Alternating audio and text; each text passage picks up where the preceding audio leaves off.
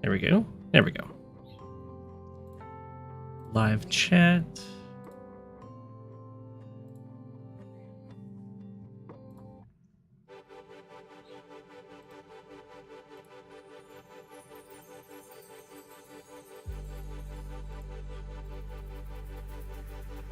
Stream.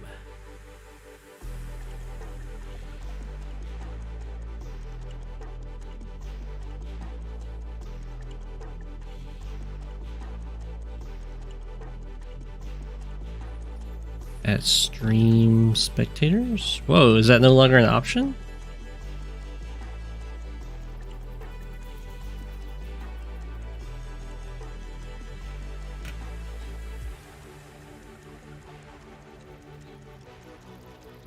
At stream... I can't add stream spectators anymore? What happened?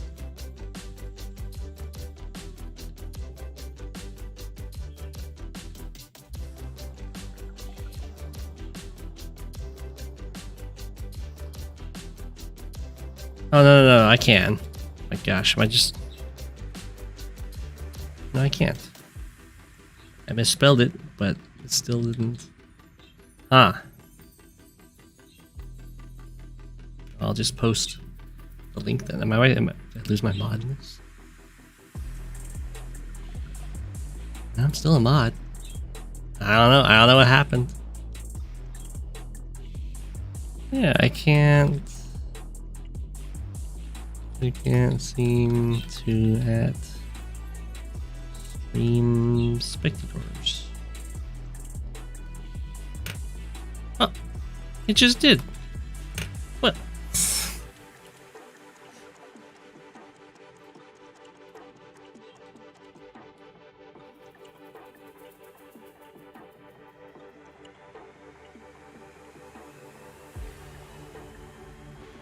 I'll try this again then. Oops. Leave the message. I'll add stream spectators. Alright, it seems to have worked, even though it didn't show it as an option. Whatever. I'm sure my penguin was bouncing all over the place.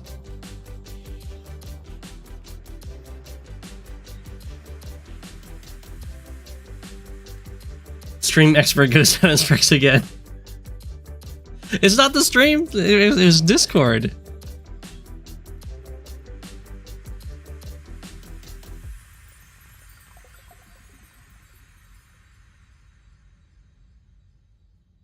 But fine, it's fine.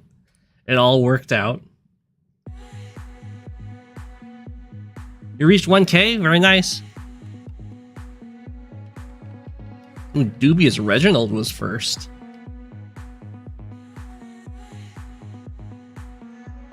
Okay. Well, I finally got the link out there. And we have 2 new submitters. First one is Red-Haired.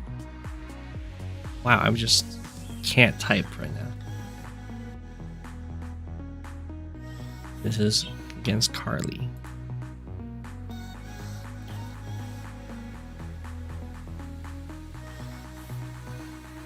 I'm back. Nicely done, nicely done.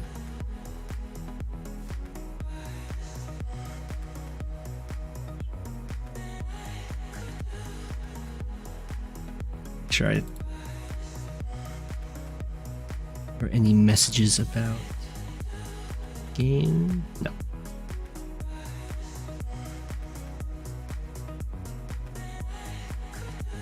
You've not actually seen one of my game replays? Really?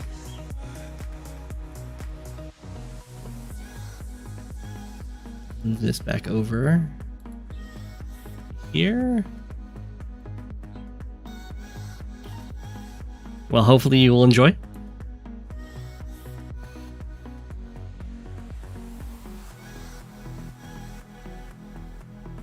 I just make it a little tight. Oh, small enough. We'll go with that size.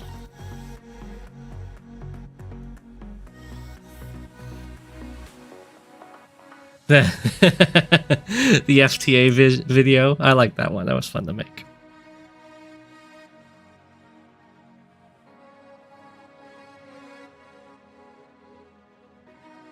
Doing pretty well. I hope everyone else is doing well as well. Doing well as well. Yeah, there we go.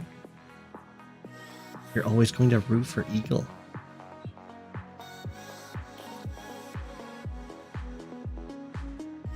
Since when we figured out FTA? That was figured out years ago. Way before my time.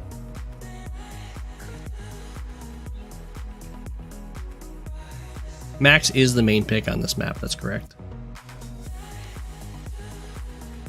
And Red-Haired-Revolver is our hero. Be called Ice.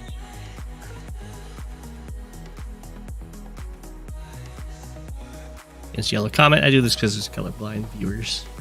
These, from my understanding, these are a good matchup.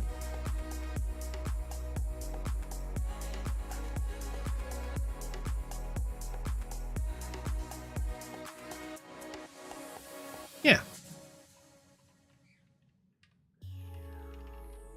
Pretty much all Max becomes a Yabu.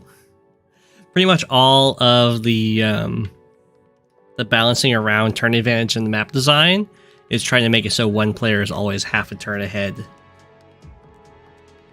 in comparison to the opponent. So like in this case, Red-Haired-Revolver is going to by the term half a turn ahead, that means you start your turn half a turn behind and you end your turn half a turn ahead. So right here we can see that Red-Haired-Revolver doesn't have any infantry against Carlie, who has 1 infantry on this base. So starting about half a turn behind in production. And then after this turn, as the turn ends, you can see that the role has reversed. Now Carlie, now Carlie is half a turn behind Red-Haired-Revolver and will be ending 3-2 and so on and so forth. So I need to make it so these guys keep order static so we always know who's player 1 and who's player 2.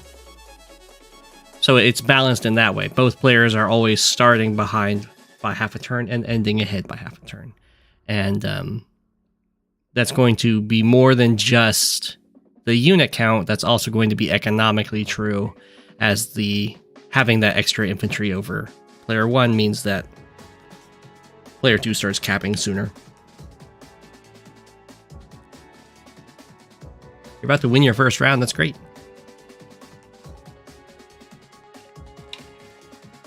Anyway, let's see how this game plays out. You didn't join, although there will be another tournament. I don't know. I'm not quite sure when the next one will come, but there will be. From my understanding, no more Discord tournaments. There's just going to be the on-site tournaments.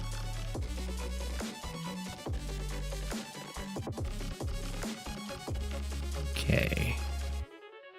Carlie's going for the aggressive opening on the side here.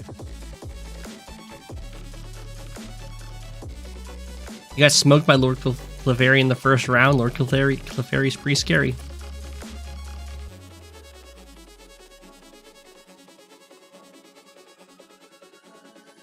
You always thought the FTA was just about the extra infantry. That is the easiest thing to see. There is more to it as well, such as when you're designing the maps, you want to make sure that each base is responsible, or I guess each front is responsible for the same amount of income, because as we see here, in this corresponding base and the front it's going to be responsible for, player 2 is going to be ahead, and on this one, player 1 is going to be ahead. So it's important that the two bases are responsible for the same amount of economy, otherwise the player that's ahead on the one that's got more economy is going to be advantaged in the game.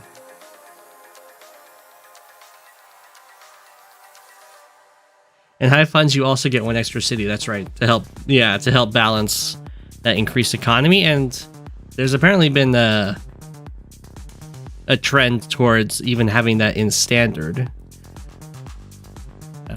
I'm not well versed in when and why you would do that, but it happens. It's mostly to balance the economy, because not only do you want the unit count to be half a turn ahead, you want the unit value and the income to be half a turn ahead, kind of thing. But yeah. Anyway, as we go into this,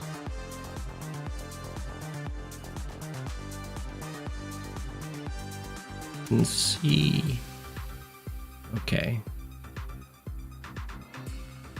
So Red-Haired-Revolver goes for like, went for the same initial movement here as this infantry, but doesn't decide to go all the way down to try and go for this early capture, which for some players, they see this as too risky, because the airport's able to take it back pretty easily. Can't wait to see me commentate my High Fun tournament match. The Drake one? That'll be fun.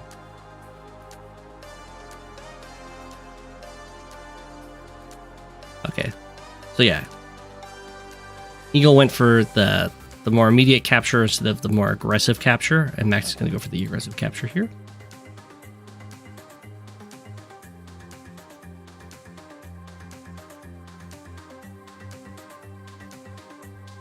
You recall several maps where player 2 would start with a second city that player 1 is set up to capture on turn 3. I can't think of one like that immediately, but that's possible. It could also be an experimental turn advantage balance thing.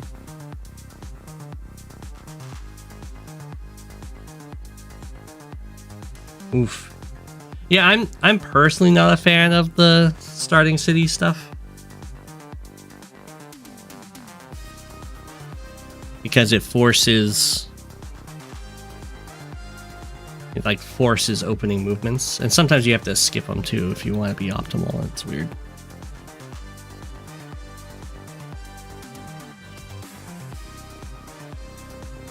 Hey, Talos.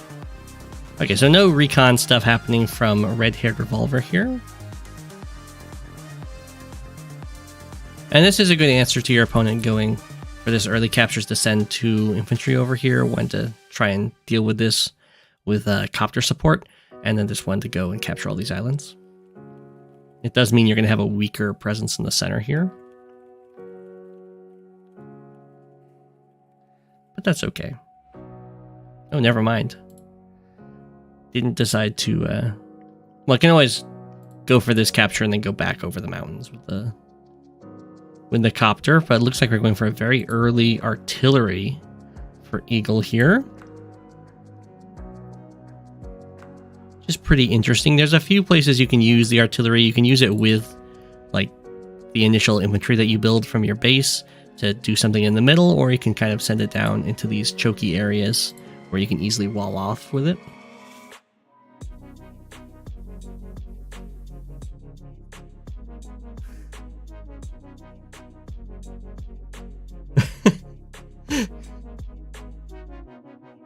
Purple Lightning's greater than Cobalt Ice, which is greater than the rest. Cobalt Ice has to be greater than Purple Lightning. What are you talking about?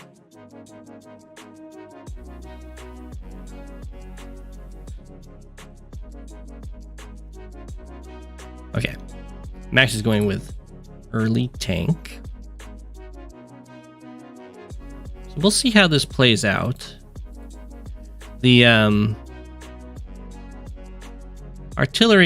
early artillery can be really, really nice, depending on how confident you are in your positioning and your walling.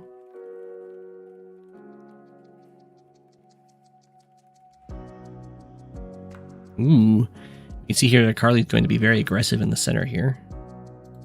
There is the artillery already in place, and it's out of range of this tank right now.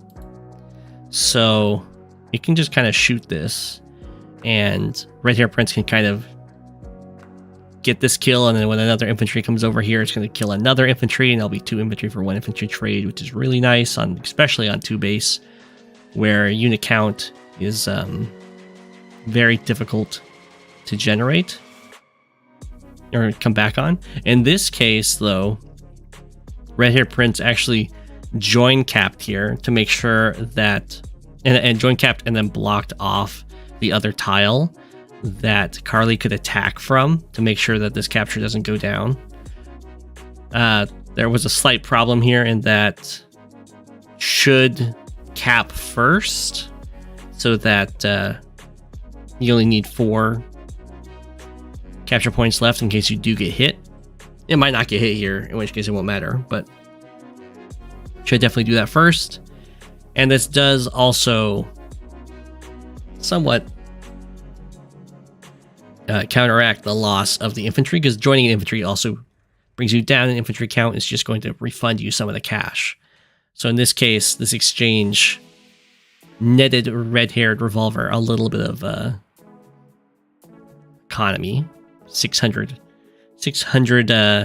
Advanced Wars buckaroonies, which isn't that great.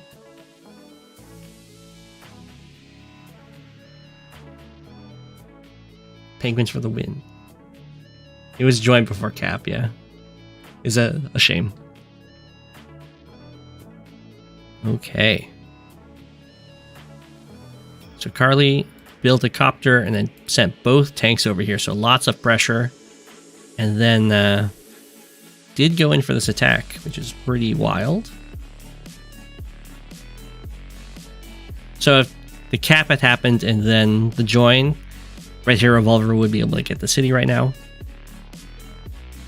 But no such luck. This looks totally fine for Red-Haired-Revolver, though. The artillery can kill another infantry. The tanks are out of range of even threatening to punish it, so you don't even need to defend it. You've got a tank here. You've got tank backup on the way. And you have plenty of infantry. That I'm not a huge fan of. That's okay.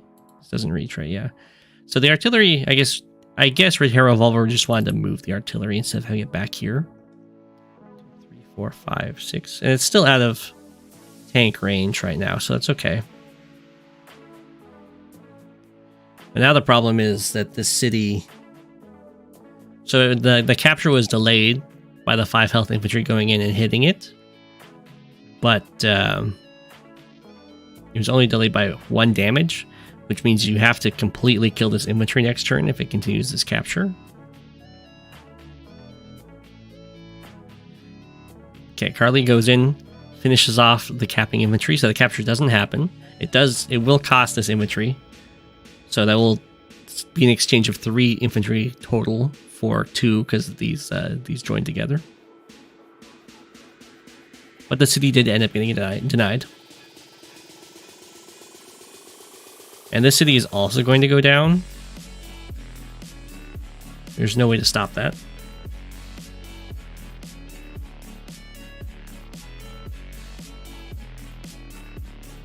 Carlie hit a fat roll.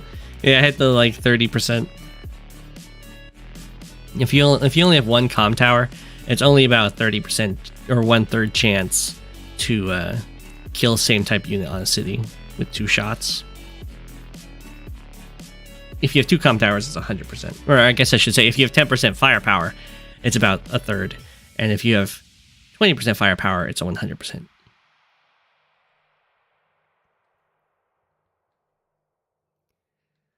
Okay.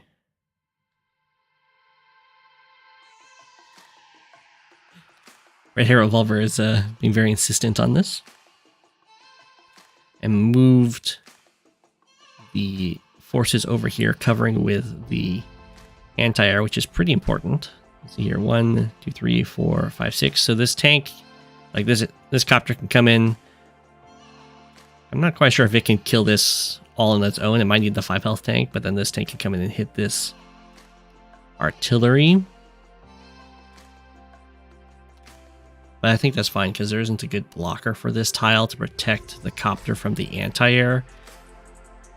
And this copter can also get involved. So we'll see how this goes down. Carlie now has a nice economic advantage because capturing your opponent's city is extra important. Okay, we'll see how Carlie tries to handle this attack. does go for the artillery. Okay, so this isn't going to work out great because this tank can kill this tank, and then the anti-air can kill this copter, and then this copter can hit this tank.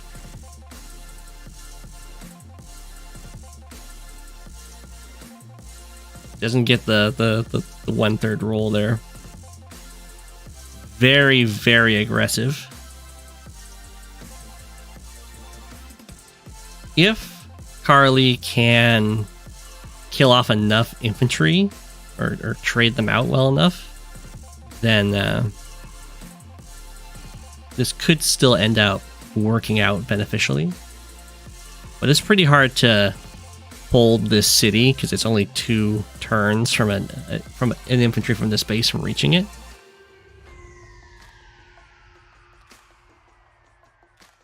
We'll see how this goes down. Yeah, I like this. Ideally, you wouldn't be able to be hit by so many infantry, but I don't think there was a place you could really go, or that Red-Haired-Revolver could really go. That could still hit this while not getting hit by these. Could also just go into the mountain, hit, and then just back up to attack in a swarm. Definitely sees this attack, which is really strong. And then here, I would probably sit here with my infantry to stop this tank from finishing off the artillery. I definitely wouldn't want to go here. I guess it's fine. This tank probably won't be able to like clear this and have the infantry attack from it, but I don't see any benefit from standing this close to this city. If the opponent does clear it, then they can strike from it. I'm fine with this attack though. I'm not sold on this tank buy. What was Red-Haired-Revolver's economy like? I think a battlecopter makes sense here to help protect this corner. But I guess you can just accept that you're going to lose this fight as this guy comes into it and just get the battlecopter later to deny the captures. I think Max has the advantage on this map. It's so small.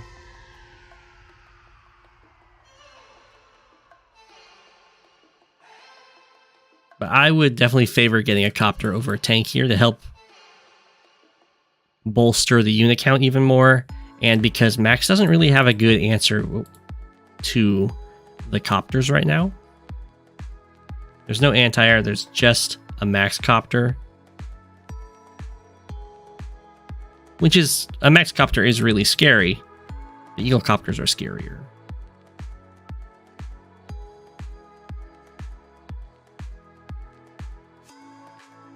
Okay, so this tank decided to go a little ham here, and it does hit the infantry from the city, which is not great, but it is in range of this tank. And 1, 2, 3, 4, 5, 6.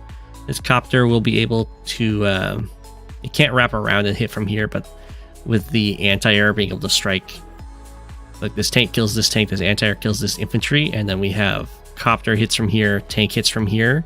And that will is almost guaranteed kill this tank because Eagle has an extra plus 15% attack on his copters.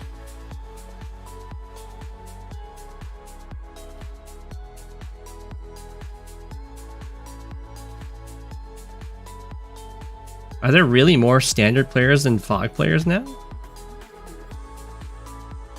Wow. The Advanced Wars by Web community is pretty big. Wow, Standard has had a. It used to be Fog was way bigger than both.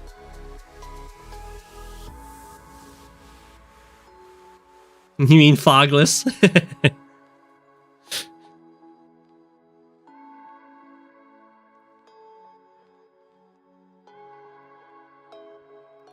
Okay, Carlie. Oh no, that's Red-Haired-Revolver here. So Carlie has like a little tank chain going. Well, this isn't a tank chain anymore. There's an anti-air, but like this tank is covering this tank that went in.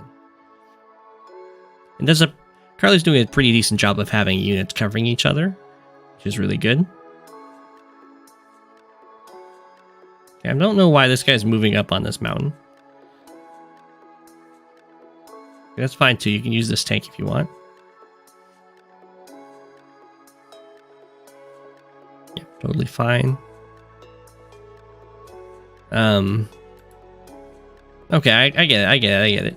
Didn't want to use the anti-air to clear this guy because this tank was covering. I didn't want to lose the anti-air when there's a copter on the field. That's fine. And then yeah, it starts threatening this city. Is covered by the anti-air, so the copter can't strike for free, and builds another copter.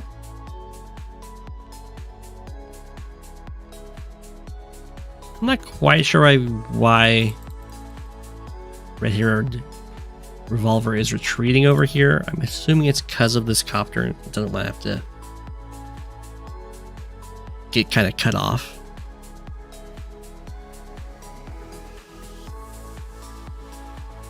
This copter buys just in time to stop this cap, and then this infantry can finish this guy off if it wants, or it can go down here, go for this capture.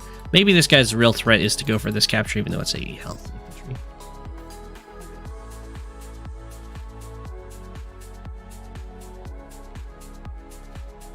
It's true. I have to beat Talos in Discord Cup 6. That's what I said. I'd have to. It was to beat LVJD. And then also win the standard Discord Cup tournament. And then I would claim that standard had been conquered in the name of Fog. And I beat LVJD. So Talos is the only one stopping standard from falling at this point. What do ports even do on this map? It's mainly going to be used as a property that you can't repair on. So you can see here that matters for Red-Haired-Revolver, as there was a conflict on this city, and that means that there wasn't any place for a grounded unit to actually repair over here. So getting, like, you captured this harbor, but then if you don't have these cities captured, any harassment done on you is pretty serious.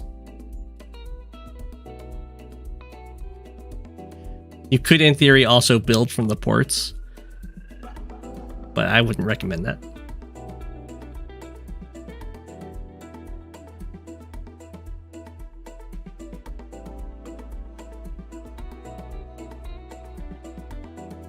Okay.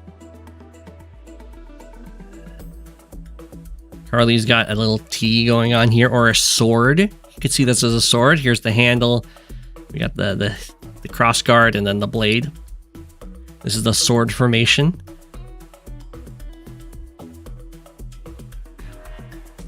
Okay, Red-Haired-Revolver is still really far behind in economy, but because of how the trading and combat worked out over here, there's a lot of wiggle room in terms of unit count and unit value because of how much Carlie ended up losing. So it's going to take quite a few turns before the economic advantage really starts making itself known.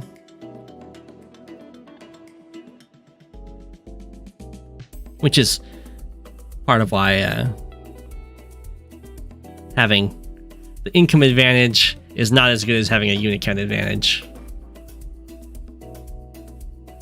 There's a huge delay in when your income starts actually mattering in the fights that will then decide who gets what properties. However, Carlie's been doing a good job of actually, like, somehow continually denying this property and still keeping this one as well. But we'll see. And I do like that these forces are kind of moving over here, being very threatening against this army, but also threatening these properties now. Because a 5k income advantage is going to make itself feel pretty present at a very quick pace.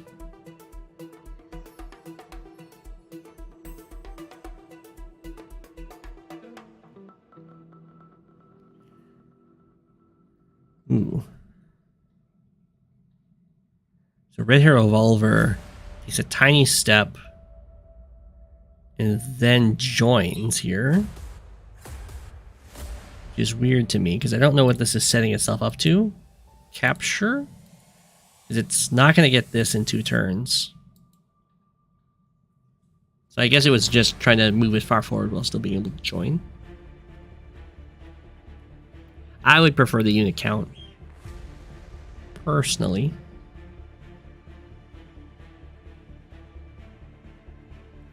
Yeah, a lot of tanks. Just kind of chilling together here.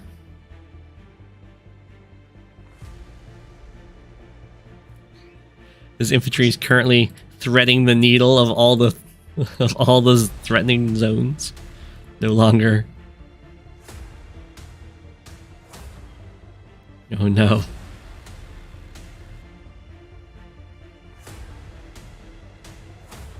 This poor penguin. Okay, so that looks like now the income advantage has just overtaken the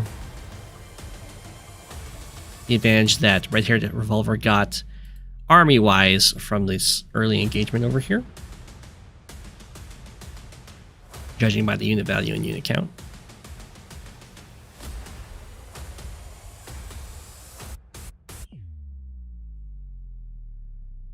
Ooh, this infantry moves down. Do not know why it moved down. It can't be protected there. There hasn't been any powers being used, so this is probably a beneficial situation for Eagle. If Eagle manages to trade out, it's caught up quite a bit there in economy, so we'll see if Eagle's able to trade out some of these cities on the sides. Although over here we have Copter facing against anti-air, so it'll probably be pretty difficult for Eagle to actually get these cities from Max right now. But Eagle benefits a lot more than Max does from a buildup of forces. This is not a very solid wall.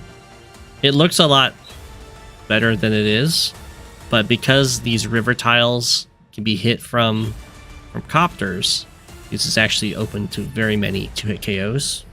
There's only one anti-air here. It looks like this tank hit this pipe seam.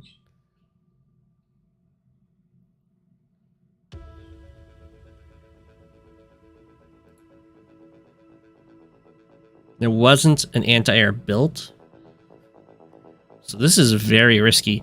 This infantry standing here on this mountain's a pretty big deal, though, because now this copter can't come around and hit here, which was going to be the other way of opening up the kills on like the second layer of tanks, which would then let a tank make it to the anti-air, in theory, if there were enough attackers.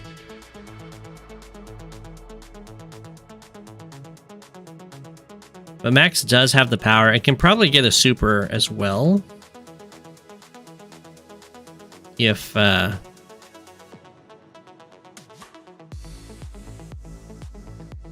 he wants to, but in this case definitely is not using the power because just sent that tank forward. Okay, I'm not quite sure what Max is doing here.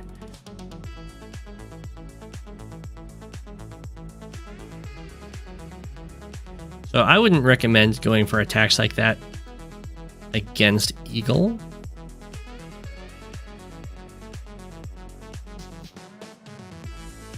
Because 3 bars to the super is usually something Eagle can definitely achieve with, especially when you have copters in range of anti-airs and an anti-air range of copters. So I would not be surprised at all if there's going to be a really scary Eagle super this turn.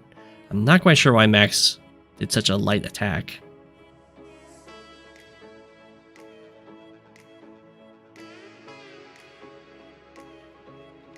Max sad. Yeah.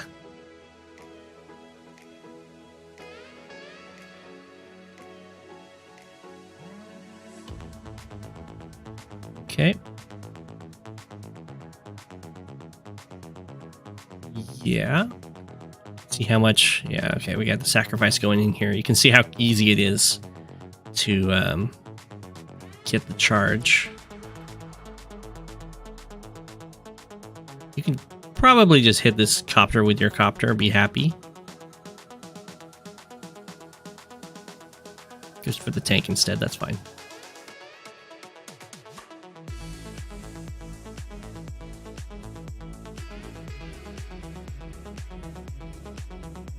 Okay, I don't think I would put a tank here personally, because I think that's where the anti-air wants to strike from.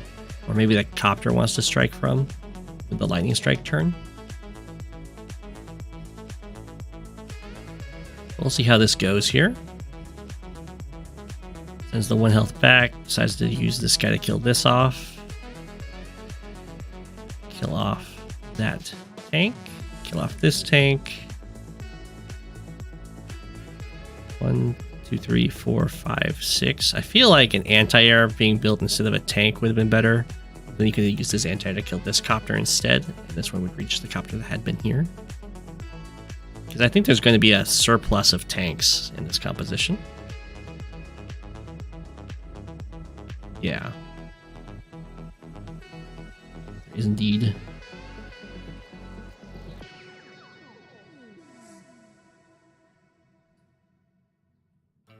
Well, that is a pretty scary lightning strike. It's not a game-ending lightning strike, I don't think, because there's still a huge economic advantage for Max. But as far as how this fight over here is playing out, it's definitely in Eagle's favor. And it's very rare that Eagle manages to get the super before Max does.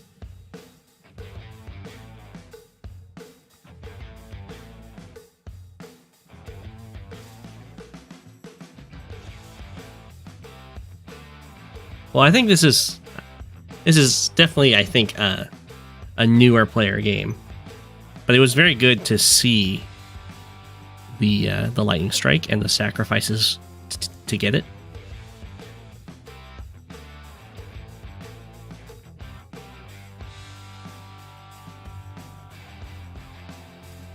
Okay. So infantry don't get any stronger for Max here, so I don't know if I'd really want to send the infantry in against the, well, they're being outnumbered like this. Ooh, we get the Neo tank. I do like the infantry sneaking around the sides though. Okay, so this anti is going to get a lot of copter kills this game. It really wanted a buddy, and we could have, and then Eagle could have cleared out all the copters pretty much.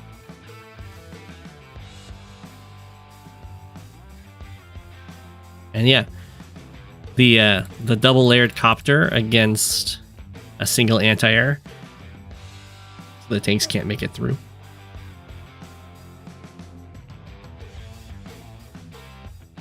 Okay, I like sending the tank over here to help deal with that anti-air. Sadly, the anti-air can 1, 2, 3, 4, 5, 6. It can make it to these infantry while being out of range of this tank.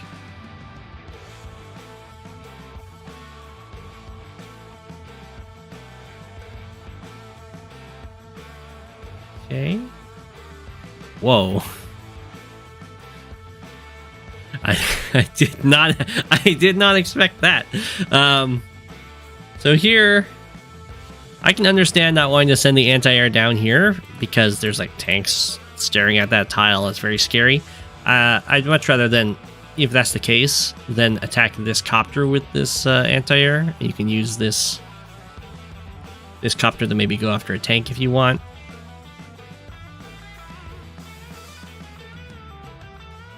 Rather than trading and then putting the anti-air way over here on the side. The problem with putting the anti-air way over here on the side is that now these copters can just, you know, run into the middle, and they'll have a really large lead on the anti-air. Although this one being built over here will help a little bit. Mr. Greensuit, do not be mean.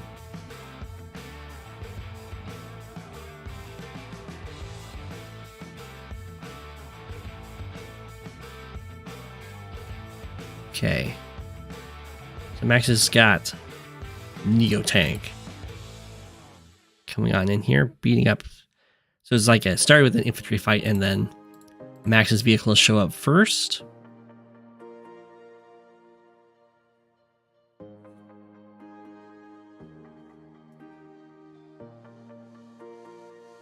Okay. Okay, Max got a lot of kills there, specifically on infantry. And this is a nasty situation for Eagle because these tanks... Oh, never mind. Well, the tanks are covering this spot, but they aren't covering this spot, so Eagle can indeed interrupt this capture.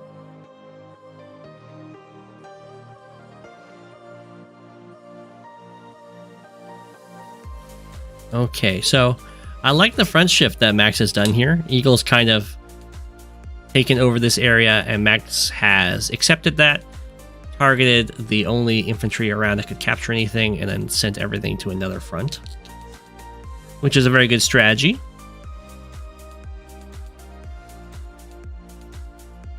It's going to be up to Eagle to kind of follow this army in such a way that doesn't result in all of Eagle's units dying, which can be tough. Because oftentimes when you follow the army, you have to when you have to move your army across the map, it's often very exposed. If there's a 2 health tank on a road and you're like an infantry on a city, you should definitely attack that, by the way. It matters that it's on a road because it doesn't get any defense stars, so your luck roll is going to be as powerful as possible. This anti-air ended up working out very nicely.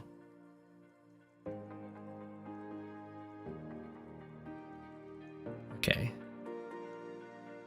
I'm actually getting some more. I'm not sold on that attack.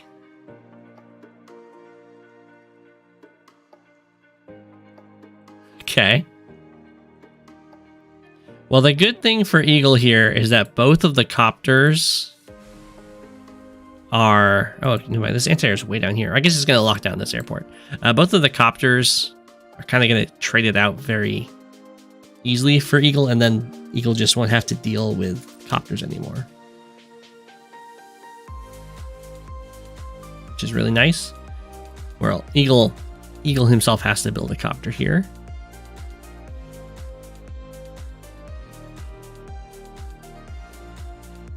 There's going to be a join cap here, so it's going to have to be copter plus tank to stop the cap here, which will let this cap through, which is very unfortunate.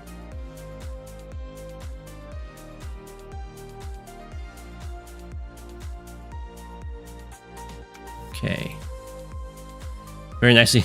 If this medium tank was just 1 tile out of range, then the max normal power would be very, very sad for Eagle here.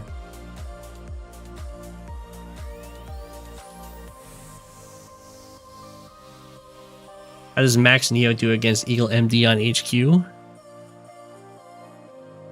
Pretty well. Ooh, okay, so that was a pretty big mistake from Max here. Max kind of has like a checkmate. Not quite checkmate, but I'm gonna get one of your cities kind of situation, or both, depending on how Eagle plays it. But if Max continues his captures and joins here, so this will be a 5 health infantry capping a 5 property health city left, and there's only 1 unit in range to actually deal with it, assuming Max kills this infantry. And that'd be this tank, which is also one of the 2 vehicles that has to interrupt this after the join cap.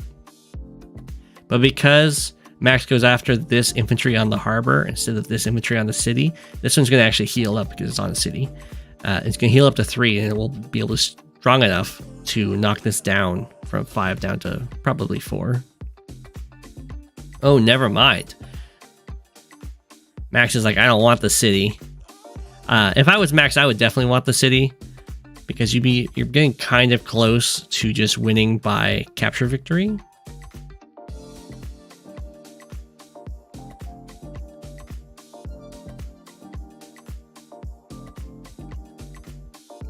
Which I think it's probably like 24,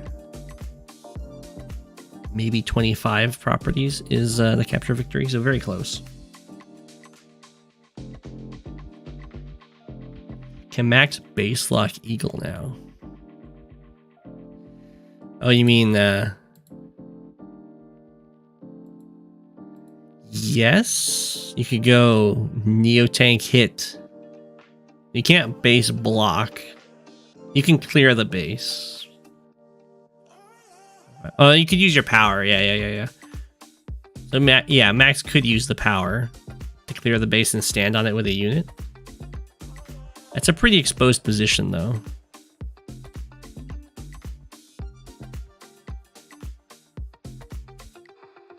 Okay, we just got straight up Neo Tank chains here. I would not recommend going Neo Tank chains with no real support air-wise against Eagle, because even so far down in economy, all Eagle has to do to deal with these Neotanks is build a bomber and then use a lightning strike, and that kills two Neotanks. And there's no anti-airs for Max right now. So this is converting the economic advantage into a very defeatable army one. Okay, but Eagle just resigns here. I think that's pretty fair. Down a lot in money. If I think Eagle's only play, because this is a locked airport, I think Eagle's only play would be to let this property go, use the tank to kill this anti-air, and then save up for a bomber next turn. While getting double infantry.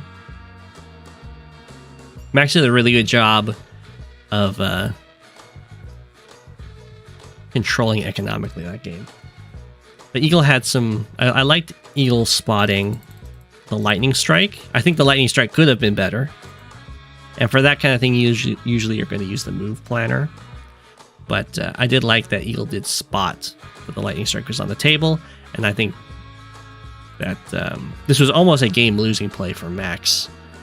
This weird little attack that happened there.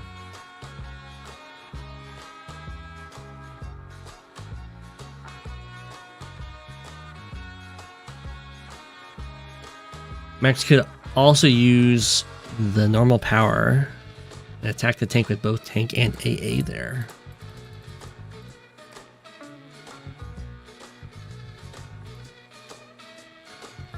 Oh, yeah, that would have been good. That would have been a strong attack. Because it'd be eliminating the only counter to this anti-air, which is locking down the airport.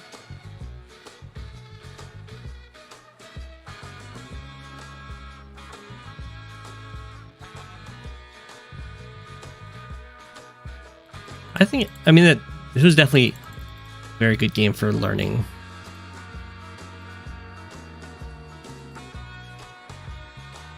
the kind of like the advantage of the front switching mechanic, or not mechanic, but the strategy, where Eagle ended up winning this fight, and Max is like, that's fine. I'll let you have your entire army over here, and then I will attack the rest of the map, kind of a thing. But yeah, I would say from Wharf to Wilds is usually Max dominated. It's very small. Well played.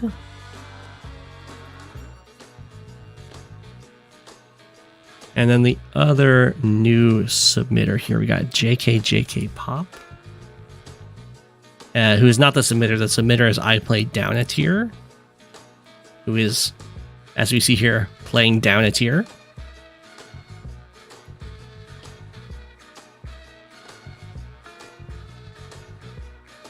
You win your first game on Advanced Wars by Web. Was a High Funds Global League game. Very nice. I don't know what they do in this tier 4. Maybe they play like Sonya. Hey, they're in chat. Play Jugger or Flak in Global League? But Jugger and Flak are like tier 3. You're playing up a tier. At least in my opinion, they're like tier 3. This is a very wide map. So we'll have it like this.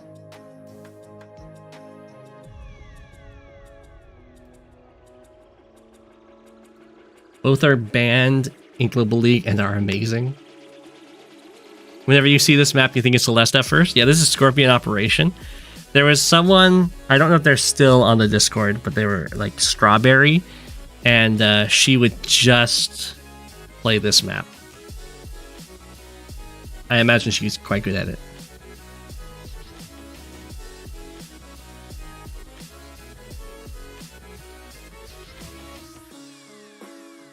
They do cry versus Drake. But lots of people cry versus Drake. I don't know if I'd put them... I don't know if I would put them in a tier 3 with Jake. Or not Drake. Drake. Maybe. Mr. Grimsuit loathes this map, huh? It's a pretty interesting map. You have a far off neutral base in the corner here that you usually want to rush pretty quickly so that you have a lot of pressure on this side. And then there's also a central airport. And there's a lot of choke points with these mountains here. And you can also walk over the river with your infantry, and you can guard the city from across the river with your artillery. So there's some really good artillery plays on this map. And there's some good copter plays. You can see here both players are going straight for these neutral bases. There's multiple routes that get you to the neutral base in the same number of turns, which is 3. You can go here, then here, then here, or you can go here, then here, then here, or I think there's another one. Maybe not. I mean, you can go like here, then here, then here, but yeah. I guess there's 2 main ones. You can go around the river, or you can go across the river. You feel like you're stuck on rails on this map.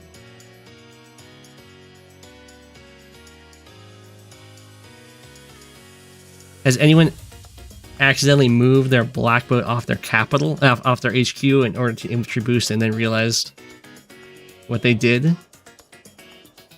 That has definitely happened. There isn't a black boat on the HQ on this map, but in a lot of fog maps, you get to have a black boat start on your HQ, and sometimes you have like shoals or ocean tiles that you can move the black boat off of it, but you can't move back on because an HQ is actually an illegal terrain for a black boat. So it can start there, but it cannot move onto it, and it can move off onto legal terrain. And then we do that in fog to cut down on the possibility of HQ rush cheeses in fog, which are just not fun to play around.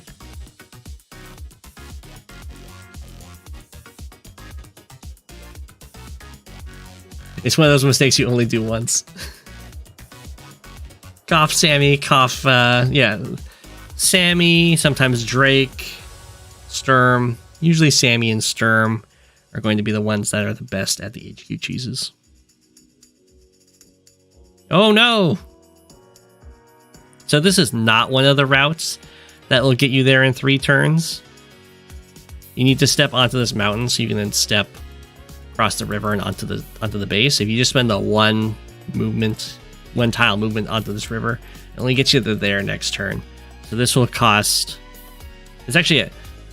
So when you're late to a base, it actually hurts a lot, right? So you miss out on a turn of unit production, so you lose an infantry by getting here later. You lose not only the income from grabbing the base a turn late, but you also lose out on a turn of property grabbing from this base for all the properties that this base will grab, which I would imagine is going to be like 2 or 3. So it's like probably costing about 4k total and a unit to reach the base a turn later like that, which hurts a lot. The infantry was thirsty, yeah.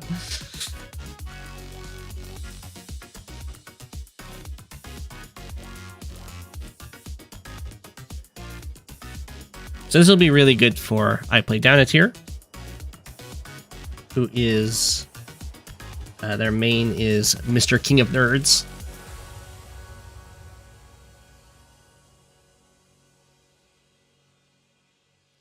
Are there any good heuristics for when a Vadim style base skip is worth it? So usually, if a base skip like that where you delay going for the base is going to be worth it, you're going to look at what properties is this base responsible for capturing. And if it's really not that many, then you can consider delaying it for some sort of advantage. I wouldn't say it's going to be better, because it is always going to cost you unit count to delay a base. But sometimes you've got a plan that involves like capturing this city early to get a vehicle faster than you normally would. And then you're going to use that vehicle to make up for the loss that you took on delaying the base.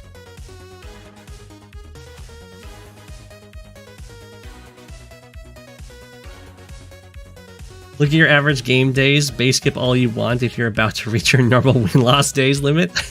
No.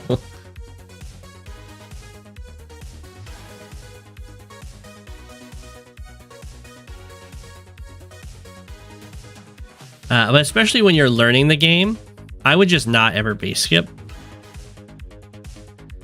Not base skipping is going to rarely be the wrong choice, while base skipping is going to rarely be the right choice. So definitely favor usually being right. Or at least not wrong. Okay, so IPlayDownATier built a tank here, and then Jkjkpop built a tank on the same side, so it's going to match tank to tank. This is going to be technically advantageous for IPlayDownATier because this is a 2 base side, so there's going to be more units for IPlayDownATier on this front, which usually isn't going to translate to having more vehicles necessarily. It's going to translate to having way more infantry, which means that when you have a 1 base against 2 base side like this, it's not that you're going to lose the vehicle fight necessarily. You might, but you probably won't. You can usually keep up vehicle-wise 1 base versus 2 base. What's going to happen is you're going to lose the infantry fights because they can produce the same number of vehicles as you at this, from just matching you base to base, and then the other base just builds a bunch of infantry and it kills off all your infantry, and then you lose all your properties. Or the infantry just get in the way in the vehicle fights. Like two tanks come in, they kill your tank, and then infantry go up, stand in a wall, and stop you from hitting back and that kind of thing.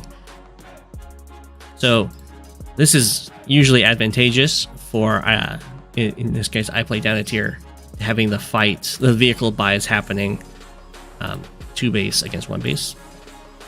But this tank buy does do more than just match the tank. It also threatens this infantry capturing this property, which is a very nice immediate thing to do. And IPlayDownATier recognizes that and decides to just step over the mountain there. Definitely could have, if they really want to, still go for this capture. Because if the tank hits here, it has to hit from a road, and then you can just have your tank hit from a city onto a tank on the road, which is really nice. And there isn't, even though this would be happening in base range, there isn't another tile that the tank can actually hit from. So you can still come out on top. Although Playing against Andy can make it so you don't want to go for trades like that, because the wounded tank will definitely be able to get away and be healed up later on. So even though it would be like a positive trade for the Jess player here, it could eventually end up being a negative trade because of the healing potential of Andy.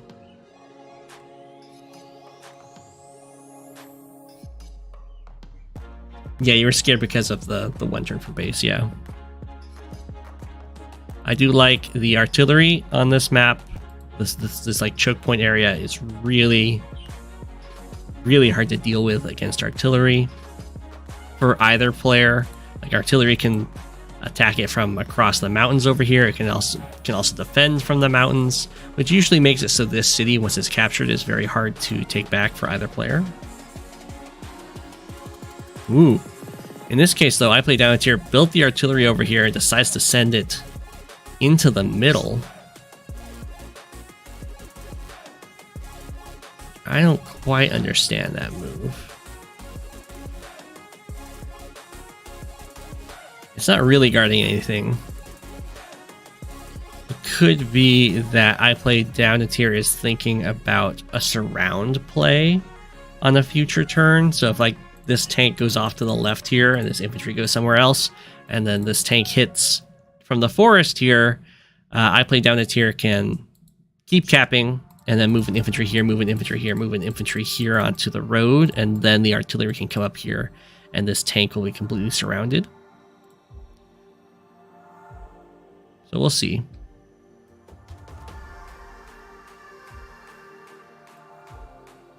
It does depend a lot on what this tank does and what gets built.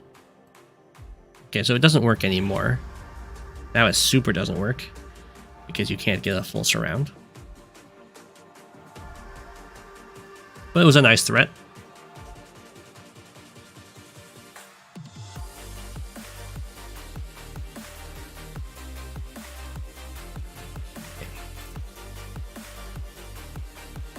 You can see the infantry start coming down from this base.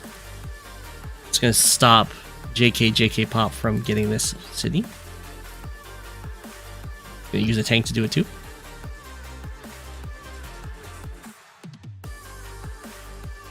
Okay. Decides to fall back. The artillery is now covering this city. And it's still threatening to be captured next turn because the infantry got knocked down to 5. There's no comm tower on this map, by the way. So it's very good for Andy. His lower firepower means less things get one-shotted or even two-shotted, which means more things survive. And Andy can get more heals going. And when Andy uses his super, he reaches the 20% damage threshold. So he can still get the 2-hit KOs on his super turns.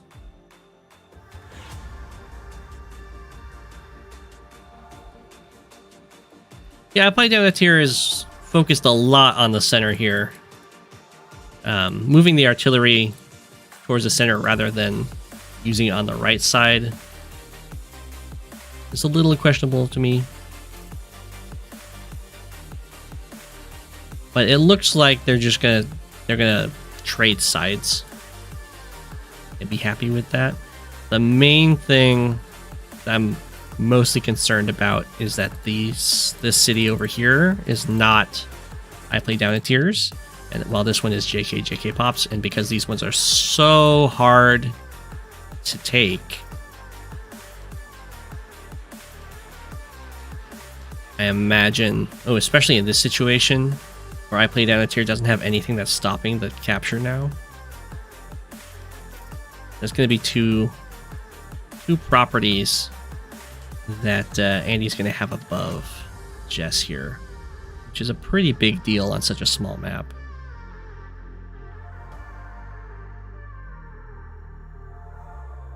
We have a base skip. So if you're going to base skip on this map, definitely base skip from this base, especially in this situation where there's like no threat over here, because the units from this base have the least impact on the game. Where like these ones have an immediate front they can just like walk over the river to reach. These ones definitely have an immediate front to deal with. Where this one, unless they're like really attacking down this lane, it's just going to be more support units that you're going to have show up later. Usually an infantry train. Or infantry train chain.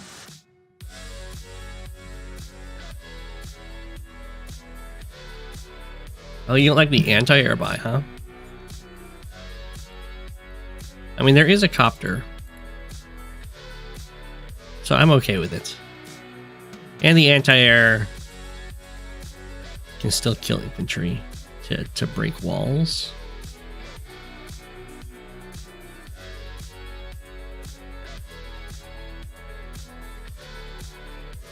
We'll see, though. Anti-air does have some problems dealing with all these mountains.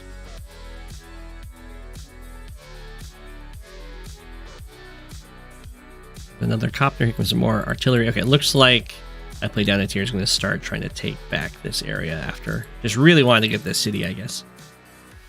And as soon as Jkjkpop kind of retreated from it, decided that this side is now going to be what's fought over. Interesting. This is a pretty fancy little setup. The tank can't actually reach any of these other, like this tank or this anti-air, because this copter's in the way and the forests are in the way. So 1, 2, 3, 4, 5, 6. Very sad. Can't hit this tank. Jess does have copter to hit this copter, but there is anti-air and copter follow-up or to protect this. And it is an Andy copter, so this Jkjkpop is not going to get this killed, even with the additional luck rolls from this tank. While this anti-air and this now like double copters will definitely be able to take out this copter, and then Andy can just retreat with this for a little while, and then the super comes online and it's back to being a full health copter.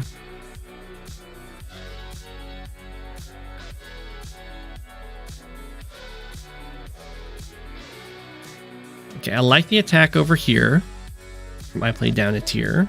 It's definitely putting Jkjkpop in an awkward position. And anytime against Andy that you can kind of offer Andy is like this first strike that will end up costing Andy the unit, you usually want to go for that. Because you want to get rid of Andy's big vehicles, or just vehicles in general, so that they can't be used to trade in and heal up with supers.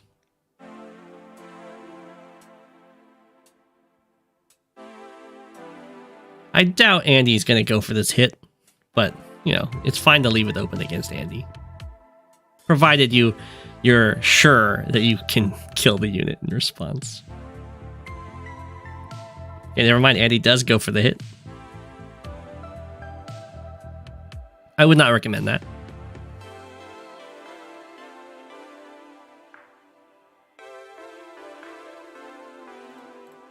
So if you want to think about how are we going to kill this tank, basically, you're going to want to use the copter, so you take the least amount of recoil, and also the copter is the most restrained unit pretty much at this point. The anti-air is looking at this area, this copter is looking at all this area, so the clear choice would be to hit outside of this copter's range. There's only really one target. I don't think you can reach down here to go after this guy. So you want to hit this tank. You want to do it from either up here or over here.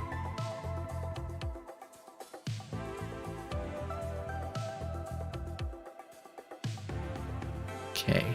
And then on this front, I'm not quite sure why Andy went in for this attack here. It's a very well-guarded infantry. And Andy has been doing some base skips from this base. So I'd want to keep my infantry count pretty healthy there. Ooh, decided to go with a tank. Okay. So I'm interested to see what this copter ends up doing then. It just falls back, so I'm not a huge fan of that exchange. I'd much rather if this tank went back and healed, and the copter was used to kill that off.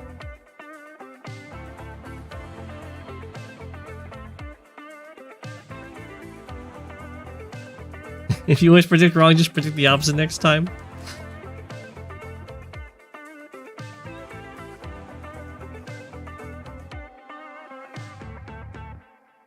Okay.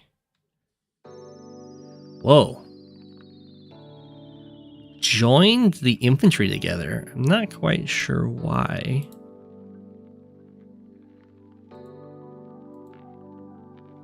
So usually if you have a join in a situation like this, it's because you need to have a full health unit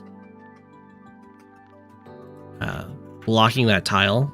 But I don't see a reason to have a full health unit blocking that tile.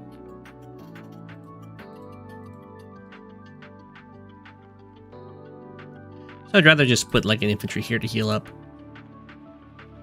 You even put an infantry here to heal up because there's no Andy infantry that could kill it off. There's a 4 health one that could slam into it. The only thing that could do it would be a tank, and that's something you can actually cover against with your artillery. Wow, that's an aggressive tank. We're going ham here. So this is gonna net. It's gonna get 1 copter strike on an artillery. But 2 copters are going to go down for this, because this anti-air can kill this copter, and then these 2 copters can kill this copter, and then the artillery can just take out this tank. So Andy killed an infantry and a tank with that attack. Ooh, that's a nice block with this 4 health infantry, because otherwise this infantry could go over here and interrupt this capture. And the only thing that can kill this is potentially this 4 health artillery or this infantry. I guess a copter or an anti-air could do it too, but I don't think they want to. I mean, we'll see though. You could definitely get away. Oh, so you'd have to do anti-air kills this copter, and then this copter could strike this copter. You can't have this copter hit this copter because we have the artillery in the way. This is a nice thing about artillery, so they can't move and shoot. So if you want to shoot with them, they can't move. In this case, it's body blocking this copter from reaching this one. So if you want to use this copter against a copter, you'd have to do it attacking from this tile, in which case the anti-air would have to kill this one, which it can do because the artillery can kill this tank, and then the air strikes here, and then the copter hits from over here. I mean, we'll see how it plays out, though.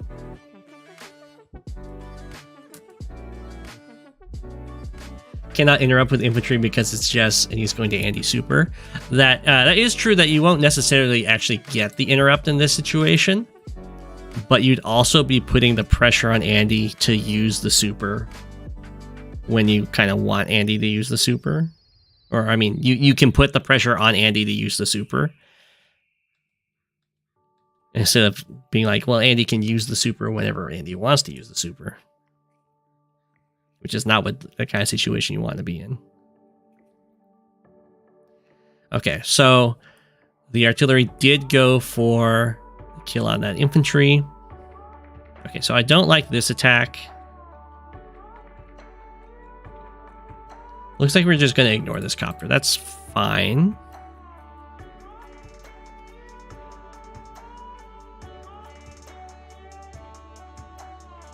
That works too, and you can just use this copter and a tank or an infantry to try and kill this guy, I guess. Or just ignore it. Also works. Okay.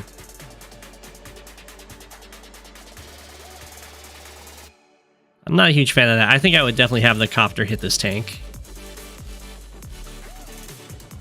I'm going to assume it's not doing that because IPlayDownATier doesn't want to give the charge to Andy. is trying to delay the super return, but there's no way you can... If Andy wants to get the super, Andy can definitely get the super next turn.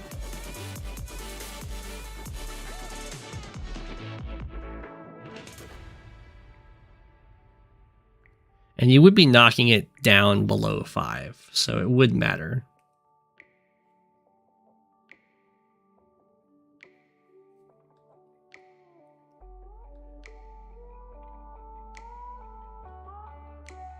Okay, so Andy is not going for the super this turn. Or Andy might still go for the super and just miss out on taking the property. Which is always a possibility. This was a very weird attack by Andy, actually. I missed this copter move here. So an attack like that screams to me that Andy wants to get the super.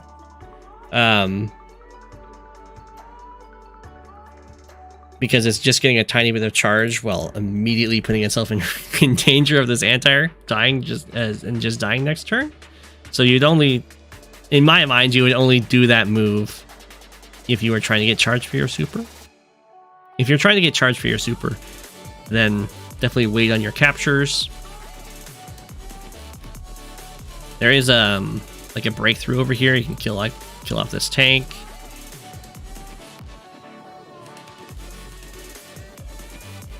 And the like.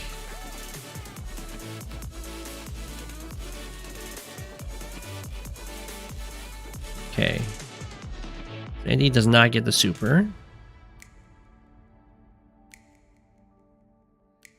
Which is very good for Jess, because now this kind of just gave itself away. And then these units are also very vulnerable. Ooh, we have a Jess super. And we'll see what the Jess super does. Some pretty good artillery strikes there, value-wise. I think it didn't matter on the infantry, but...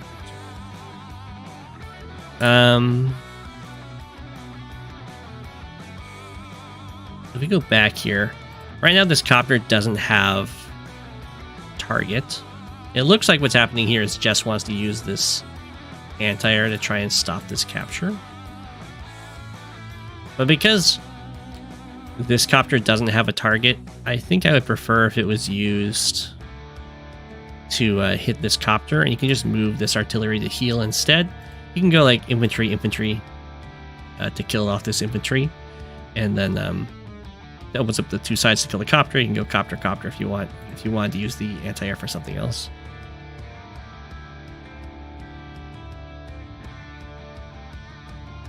Okay.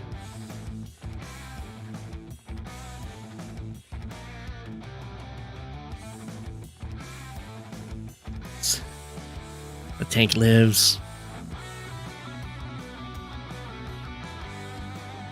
Ooh. The infantry strikes tried to snipe it. So far this copter hasn't really done anything, which is a bit of a shame. But it's also not dying, so it still has a presence. But overall, I think that was pretty decent. There might have been something more you could do over here. I think they worked out decently over here. We could have had another copter strike on something else, but that's okay. Andy's in a tough spot right now. Down quite a few units. Does get that tank kill.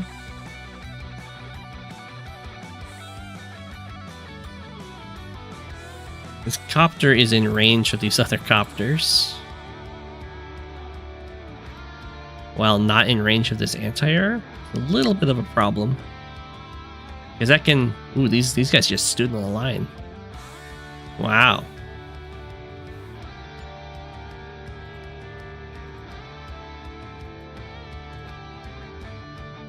Well, Jess can definitely kill this copter if Jess wants to. It's kind of diving in a little deep to do so. Tanks are coming along with the nice... You see how the infantry can just kind of get in the way.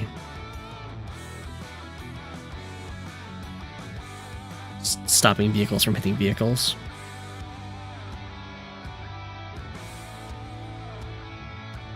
Okay. Very, very cautious play. So this property will probably end up going down because of how far back IPlayDownATier fell back.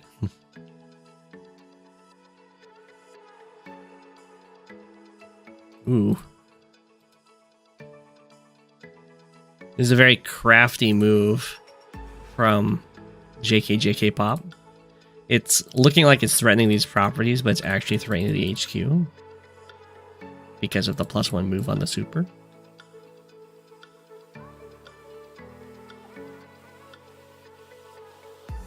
Okay, just healing up. IPlayDownATier is having none of this infantry walking towards the HQ nonsense. Decides to join the artillery. So this won't stop the cap, but it is putting pressure on, or it doesn't have to stop the cap because Andy can always heal up and then cap. But it does put pressure on Andy to use a power if Andy wants to get the cap this turn.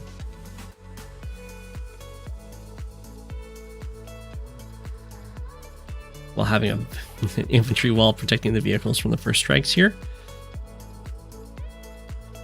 A very slow push. Okay, so we do have the hyper upgrade. Debatably, you'd want to do it after some attacks, but sometimes you don't want to, because it does have just a nice firepower increase. It does go for the HQ. It's a little bit of a dream HQ there. And by a little bit, I mean a bit of a dream HQ.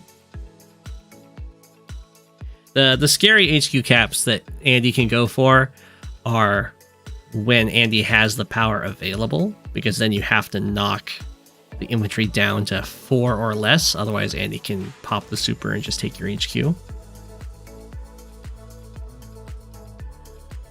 There's also double normal power HQ caps that Andy can go for. Andy's one of those weird COs with a lot of nifty tricks. This tank did not even move.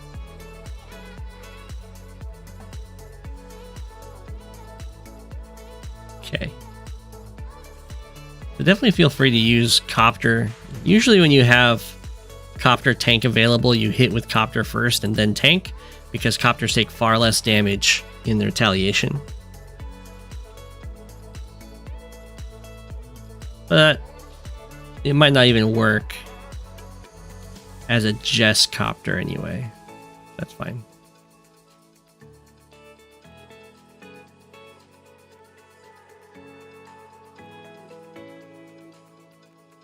Oh. Okay. Yeah. It's like something does need to actually hit this guy. This is technically playing with fire.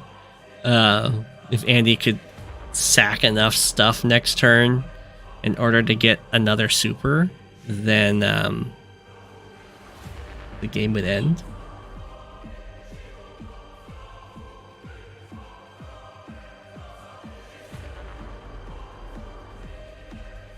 See, Andy has 102,000 and things and only needs 64k, so technically a possible endeavor to just sacrifice over half the army.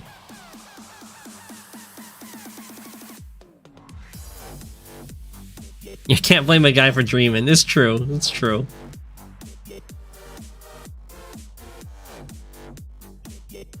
Okay. Well, that attack tells me Andy is not trying to come up with a mass sacrifice turn. Otherwise, probably hit this anti-air. You know, like the tanks would hit the copter and that kind of thing.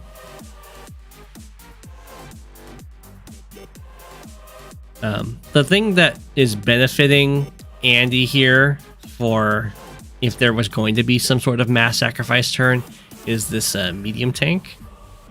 It would be like, it's like the perfect thing to sack into.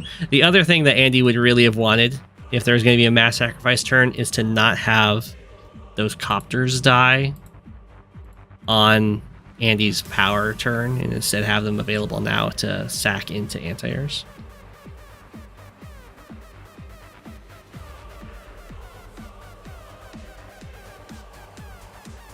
But anyway, that's just not happening. So very weird to not kill this guy off. But I guess it's fine.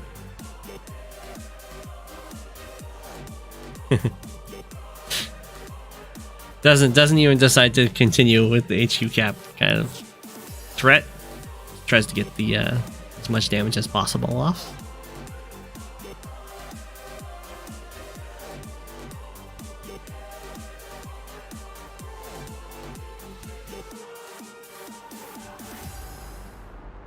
Sometimes you wish Jess didn't have the penalty to foot soldiers. Could have made a solid third choice alongside Adder and Jake in tier 4.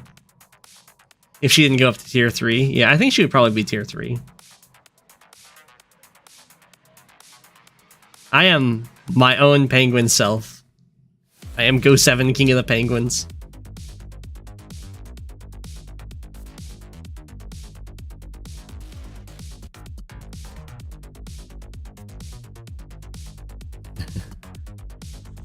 What is that? I'm an OC. Penguin Sona. Yep.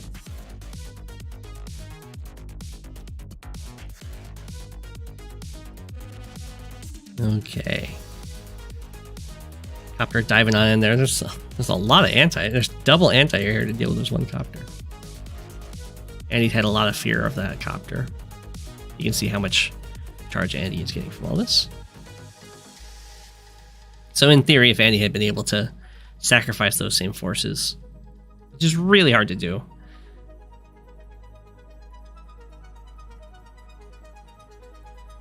Is there not a way to... There's definitely a way. So like in this situation, 1 health infantry steps onto this city, and then you can put the 10 health infantry here, or 9 health or whatever, and then this anti-air is trapped. I don't think this guy's really doing anything. I mean, it's stopping a 2-hit combo, I guess, from the tank. Anti-air against tank. Usually if you can trap a unit in, you want to trap a unit in. Not always, but usually.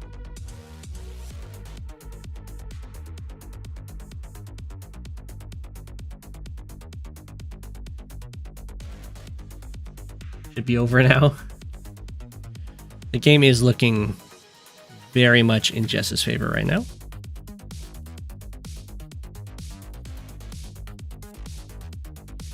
Andy does have an income advantage, and it's going to get another city here. And Andy Neo tanks can do a lot, because they can be hard to kill.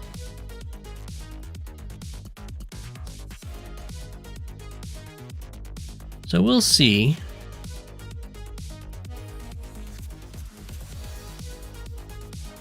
A lot of Jess. There's a lot of injured Jkjkpopters here. Medium tank's doing some good work though. Everything's falling back over here.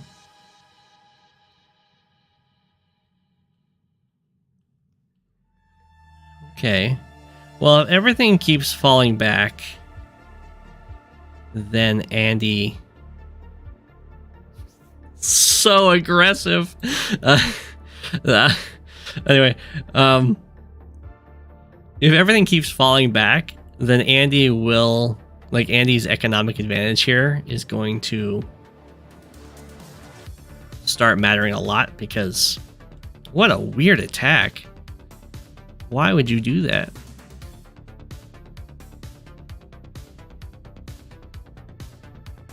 I'm not quite sure what Andy was hoping for with the attack on that medium tank. My only thought is to like try and stop this being a 1-hit KO or something.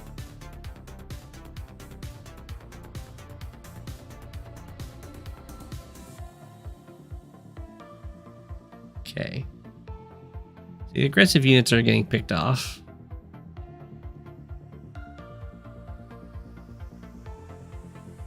There's only one infantry over here for Jess, so the economic advantage is not going to swap from this. Gonna have to swap down here. Got a lot of artillery on the way. I mean, eventually this guy will capture a city.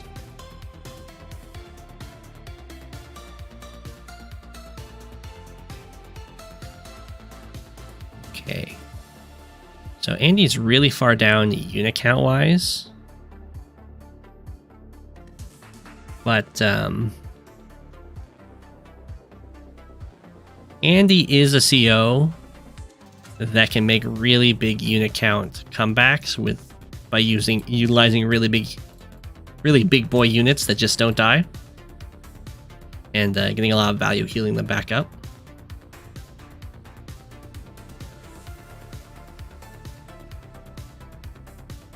So Andy's not out of it.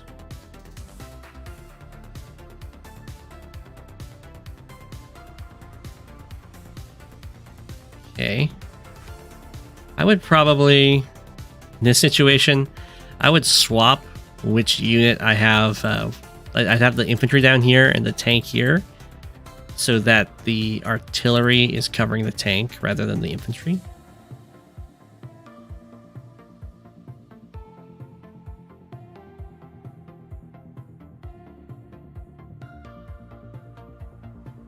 Andy is being way too reckless with those copters, though. They keep getting picked off by anti-air.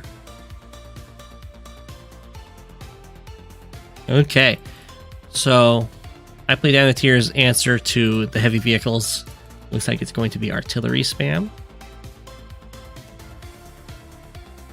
And Andy just resigns at this point. Probably because, well, I imagine because the copters kept dying and also losing. This corner down here sucks a lot.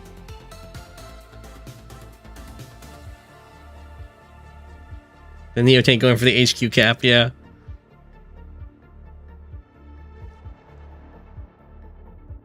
Well played. I think I think Jess was played a little too cowardly, and it ended up costing quite a bit. Ending the game still 4K down hurts a lot, but tactically definitely stronger.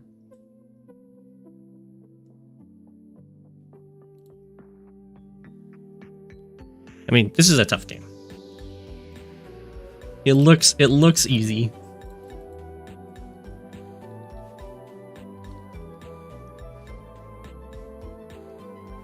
The next game we have here is Tordread as Sami versus Havits 93 as Sami. Havits, if people haven't know, recently joined the map committee. So, for all of your Global League map complaints, send them to Havits. If there's ever a map you don't like,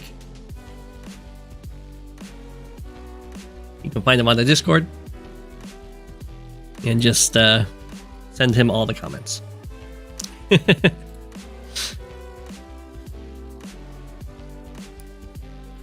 yes, congratulations. You are now a penguin.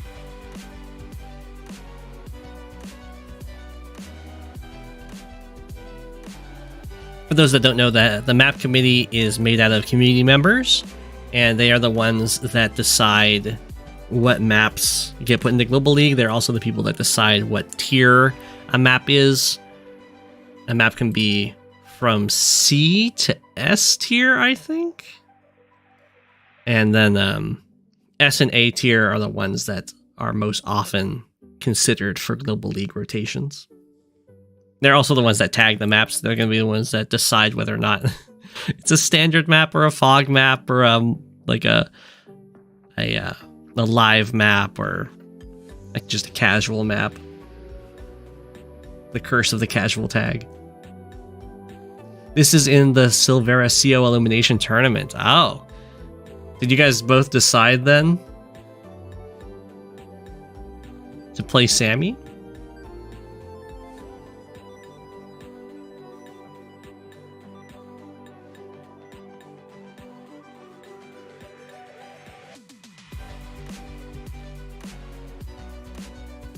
This is round of a best of 16? Oh, of like 16 players. You're not playing a best of 16 against Tordread in the tournament. My god, that would never end.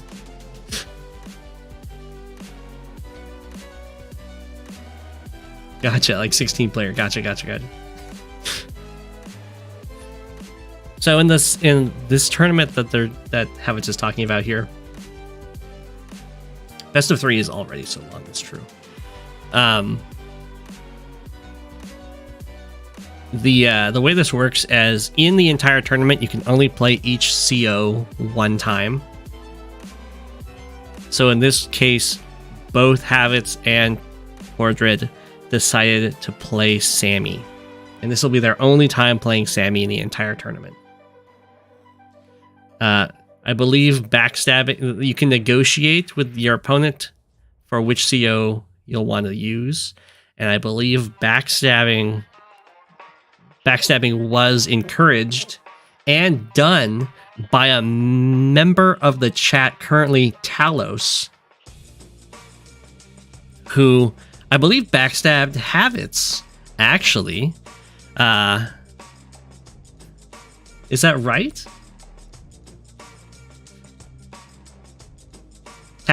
Talos, with no shame, of course, picked Olaf against Jugger. Yeah. Absolutely brutal.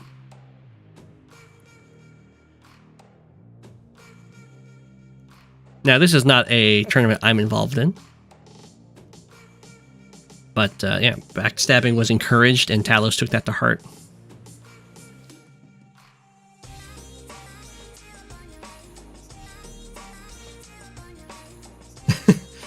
That's true. Talos does risk quite a bit picking a high tier CO like Olaf and using it against Jugger, because now Olaf is not available later on in the tournament, and Olaf is one of those COs that's good against like almost everyone.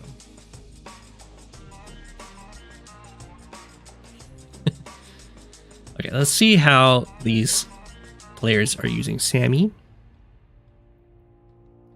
In standard, there's usually less transport shenanigans because it's a lot easier to counteract them. Although transports can still be good, especially with Sami in standard. And on this map, it's probably fine. You can still use recons a lot in the Sami mirror because recon plus infantry will kill an infantry on a city. You can also use, you can still use tanks, of course, because you're in a mirrored situation. So, you both have bad tanks, so you're not really getting out-tanked. But Sami doesn't have worse artillery, and this map is very choky, so I can understand both players going for an early artillery here. Infantry artillery is a solid composition. It's also a very stally composition. So, I mean, we'll see how this plays out. Okay. So far, it looks like they're playing mostly the same. Tordread's going for this city. I'm trying to see what Havits is going for instead of this city. Oh, I see. Havits got an artillery on this one base side, while Tordread got an artillery on the 2 base side, and that's why Tordread's ahead. Infantry capture-wise on the 1 base side there. Very interesting for Havits to build first vehicle and decide to build it on the 1 base side, and to have that 1 base side first vehicle be an artillery. It looks like it has a mission in mind here. Right now, this artillery is really, really happy that Tordread did not build a tank.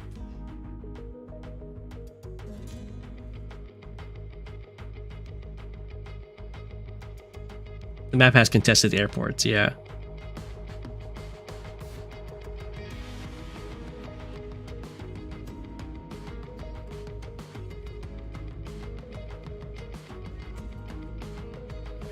Look at them go.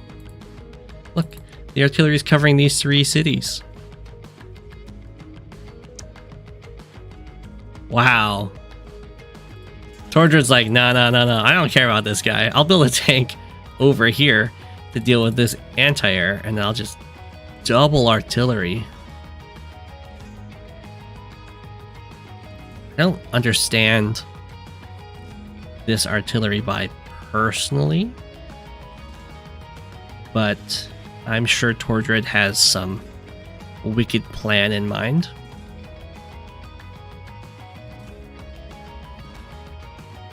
Okay. So the Tordread gets a shot off here if Tordread wants to take it. And then the copters doesn't have to be built this turn, although it probably will be. If this infantry had struck from here,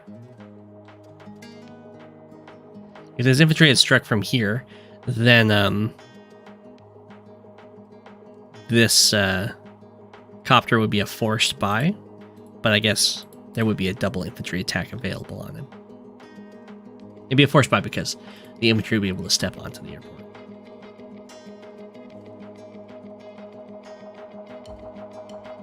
And Habits... Well, no, Habits would be able to clear it with this guy, so I guess it wouldn't be a forced buy.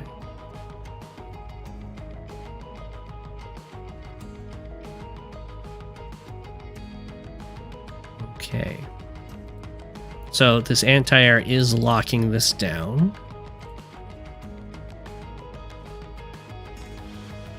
Any copter that's built there will get taken out. And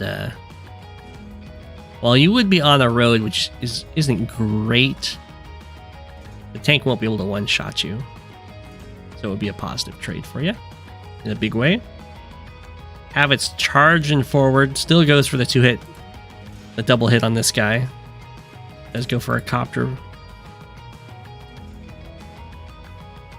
which isn't going to get a ton down here, but it's probably has its real plans in just charging towards the right, getting away from this anti-air, potentially being used in combination with this anti-air to take out this other airport.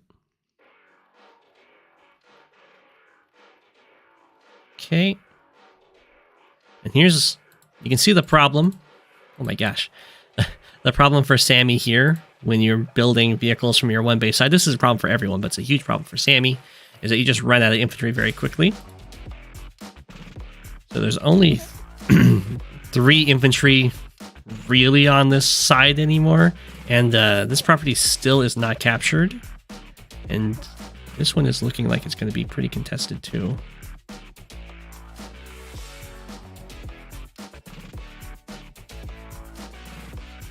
So if you're in the situation where you're fighting 2 base against 1 base and you have an opportunity to trade infantry off, you usually want to go for that trade, because it's very expensive for the 1 base player to build infantry, because that means they're not matching you vehicle wise.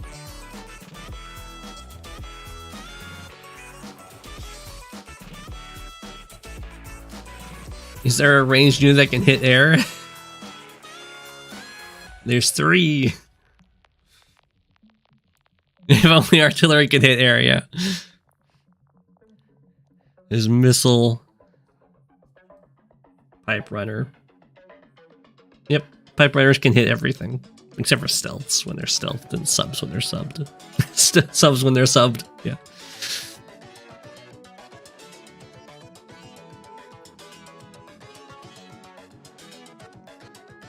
Pipe runners hits like a rocket, is that right? They're also like made of paper, despite being on like indestructible pipes. So how is this so close to being able to just take this airport? Decides to just stand on it instead.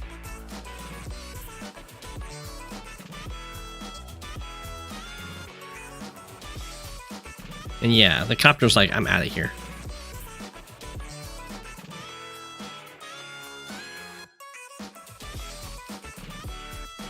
So this is, in my mind, a very questionable maneuver.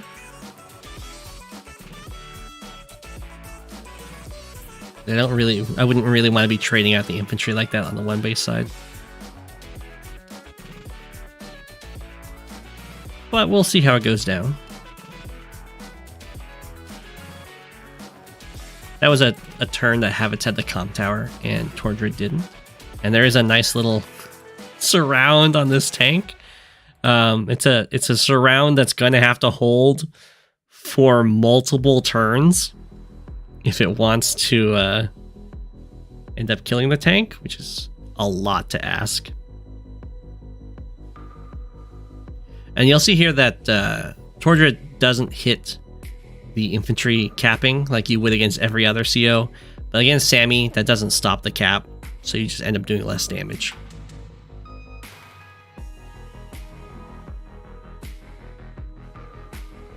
Pipefinders are only 5 range, yeah.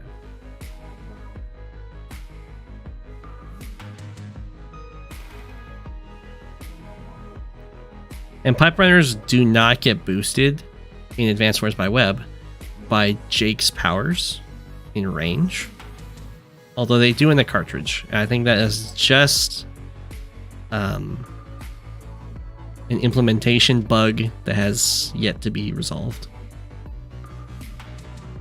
but can cost you.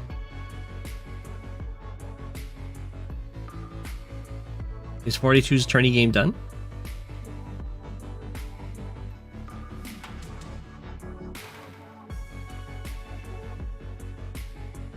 Okay, so this is a very interesting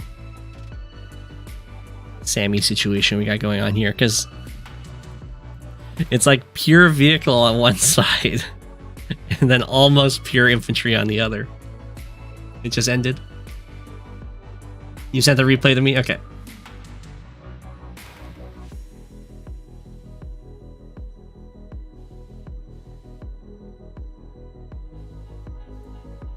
Hey, the copter got away while still getting nice value in. It's kind of the dream. And then the really nice thing for Havits in this situation is that before,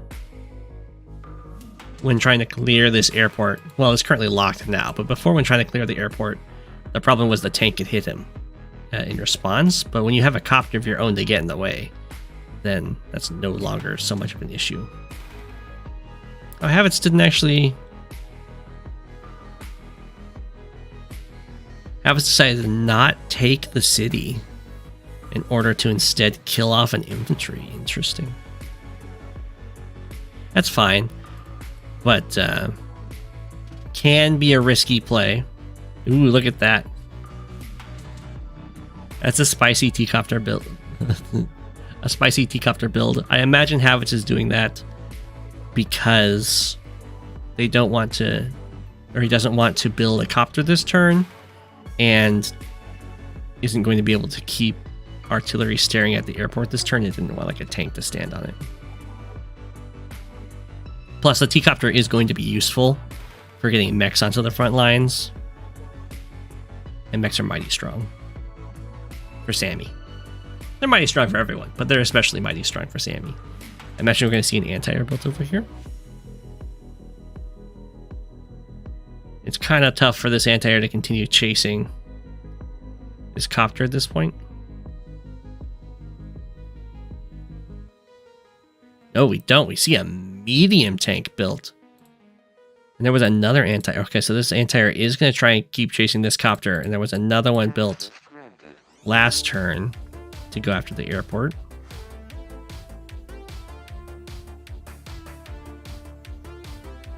So at this point, Havits can take this airport if he wants to.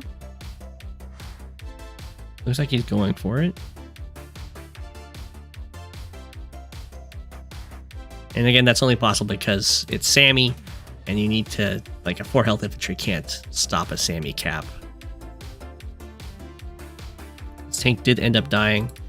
This poor anti-air spent its whole time trying to chase this copter while the copter was getting damage done. That's an anti-air's nightmare. We have a nice boost. Immediate value.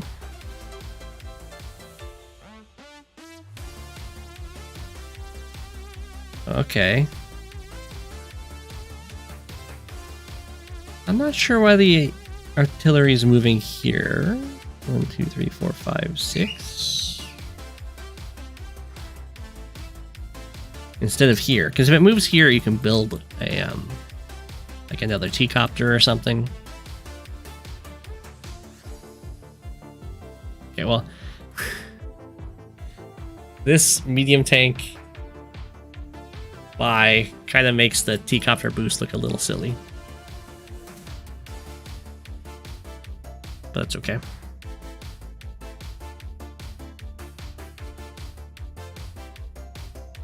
T-copters, yeah, T-copters are really good at blocking if there's no copter around.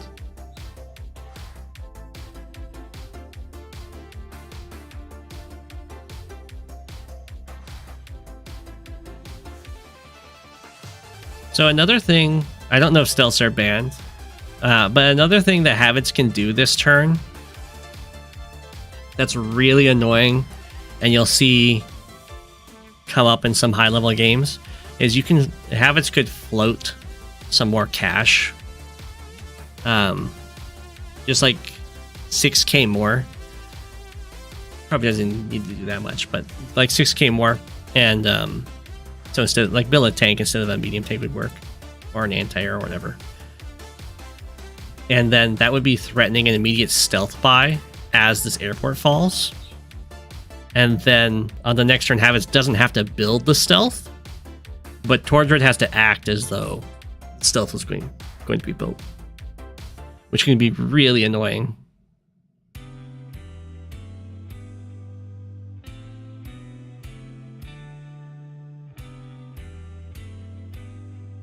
And that's an example of the threat being worth more than the execution, where you could just threaten to buy a stealth and then not follow through, spend your money elsewhere, but your opponent still has to act as though the stealth is there. Like, this would not be a possible move.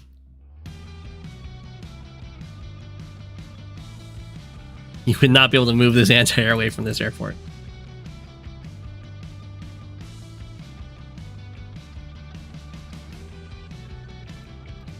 But this move from Tordread screams to me that Tordread's wanting to take the HQ. It's a decent move, even if we ignore the HQ threat, because Habit's built a really expensive slow unit, which would be this medium tank. So if you move away from that medium tank, the impact of its buy is going to be delayed longer and longer and longer, which can give Tordread a stronger army for any fight before the medium tank kind of catches up. Seems like Habits is also recognizing that there's a threat on the HQ. That's a little bit of a surprising buy. In this case, the anti-air is being built to deal with infantry.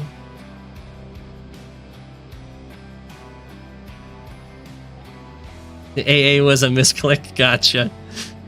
It's not bad. In fact, it was so good that Tordread resigned after the anti-air buy.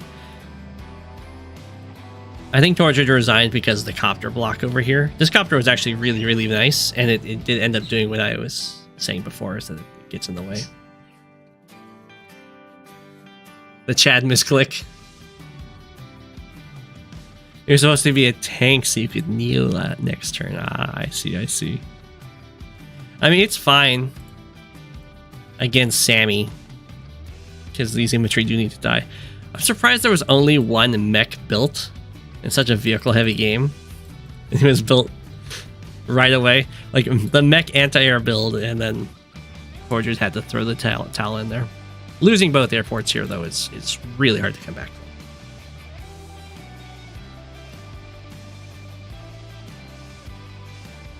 I am covering the replays in order, that's right. Unless people want me to cover the 42 replay right now. Otherwise, I'll move on to BestMike versus Thavidu.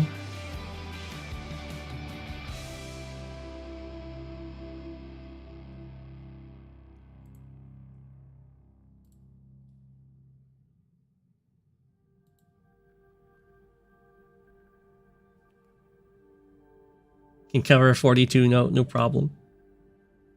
42, okay. You finally got something to send me, that's nice. I'll take it. So now you're playing against Compi in the quarterfinals, best of 8. Best of 8, oh my gosh. And by best of 8, you mean 8 players left. God.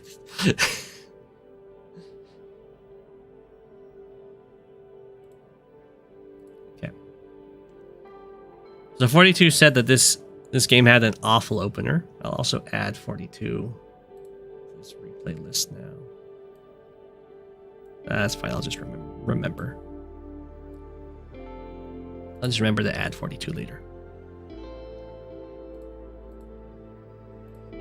Now, I don't know Scurge, but I did hear that Scurge was an older returning player.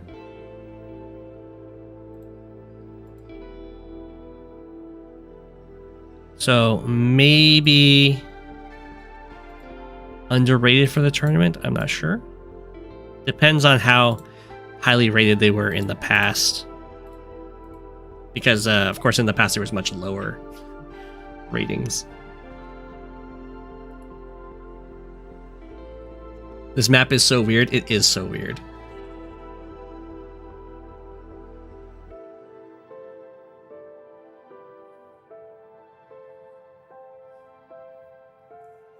Okay.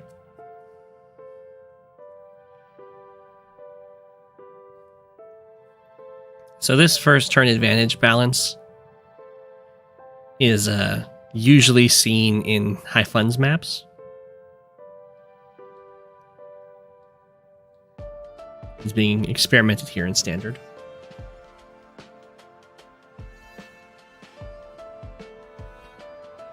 You rated like 1K and they're like 1,150-ish. Gotcha. But if it's 1,150 from like 5 years ago, then they would be underrated. Fasten your seatbelts, everybody. It's a wild ride. All right. I was following this game, so I did see it a few times.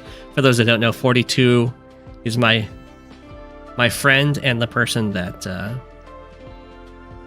gave me my introductory games in Advanced Wars by Whip.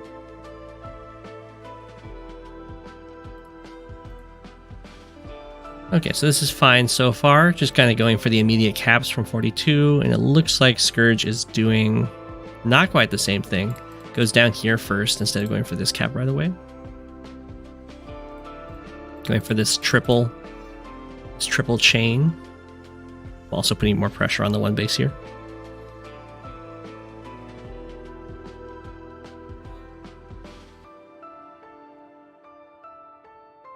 Okay. Yeah, it looks like... Ooh, okay. Looks like you're going for immediate caps. Build a tank in the 2 base section. It makes sense.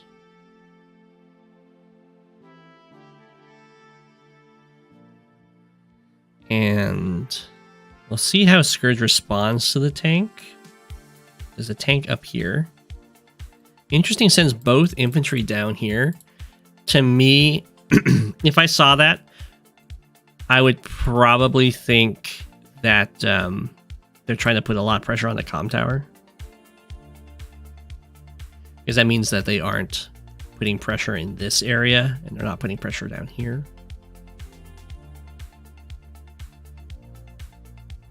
Good night.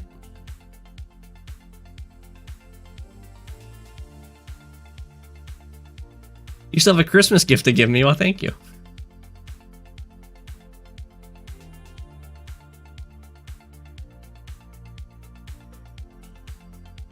Ooh, okay. So this is a very cautious movement with this tank. Usually, what you want to do with early vehicles is you want to take up as much space as possible to control as much of the map as possible and threaten as many things. So you usually like move to, yeah, honestly, you could just move to like this city and build another tank, for instance. Going here doesn't do a lot. You kind of want to look at what is this tank stopping your opponent from doing. It's stopping this tank like moving into one of these forests, kind of. None of these infantry are threatening any properties that this tank is currently covering, and it's not threatening the property down here, so being in this forest is hurting it quite a bit. I guess it's stopping an infantry from like moving here, but they can still move here to threaten the comm tower. So it's like a very passive tank movement, which is not what you want to do with your first vehicles.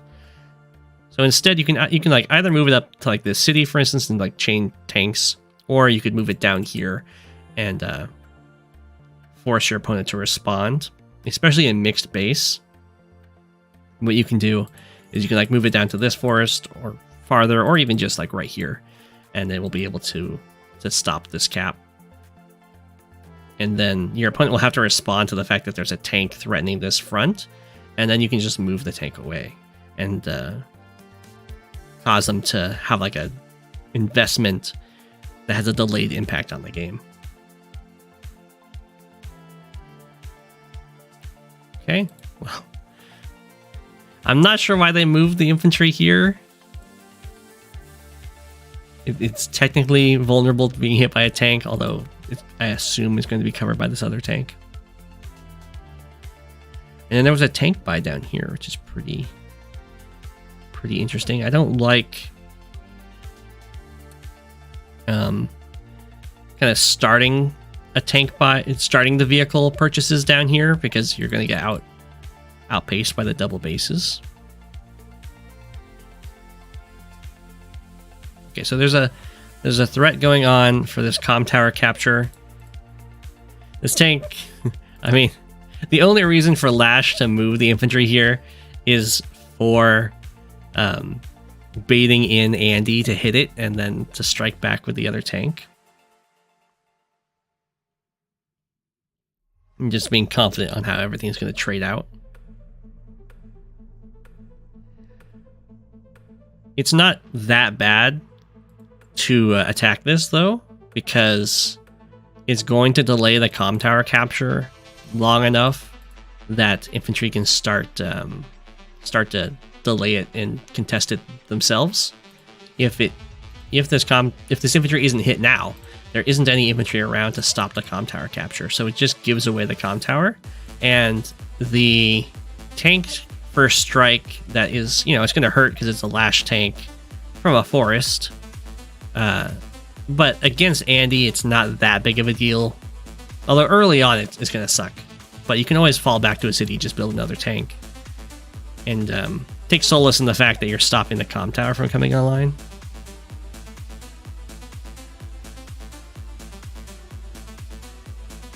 Okay. So I do like from Scurge how this movement ended up getting this comm tower. And this is also something very nice to do, because this infantry definitely had some eyes on this property. And with only one tank around here, Andy is not going to want to try and fight this. Especially because these forests actually stop the tank from reaching this missile platform, which is the one tile it would like consider attacking from. 1, 2, 3, 4, 5, 6, yeah. So it goes over here to interrupt this capture, which is a fine thing to do. Build another tank. I like it.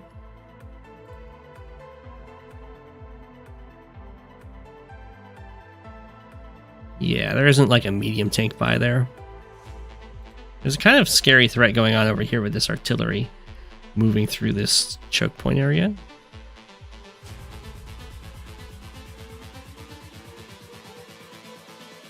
Okay, so this is a little questionable.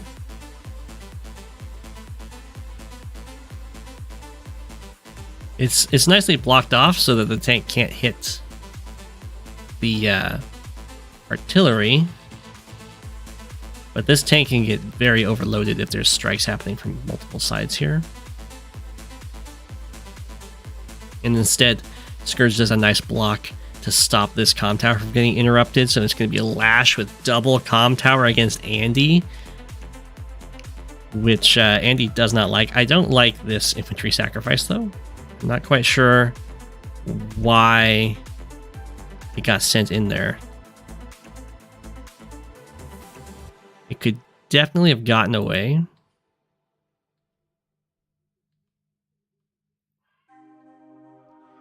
And then if you have a 1 health infantry like that, you can get away and heal it up to like 4 health or 3 health. And then, especially with all these comm towers, you can use that as a wall breaking unit, because it can hit a full health infantry and it will die, but it will chip the full health infantry down low enough that another unit can then kill it and break through a wall.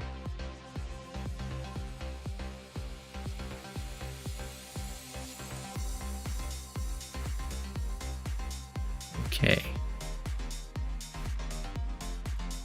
This property is going down. Well, at least it's threatening to go down. It's not. It probably won't go down here, depending on how 42 decides to respond. I assume a copter's going to get built here. Yeah. Otherwise, that's very silly. Okay. So another thing that you can do here is you can go tank infantry to clear it, and then put an infantry on here to capture it, and then build an anti-air to cover against this copter, and then bring the other tank over.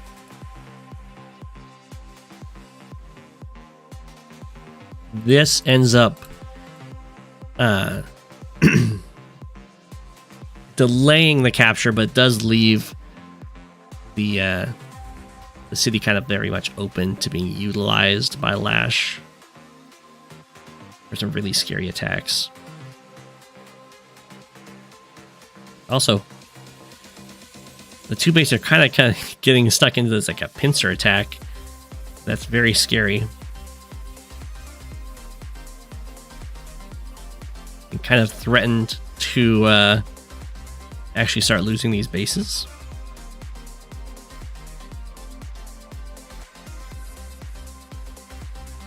Okay.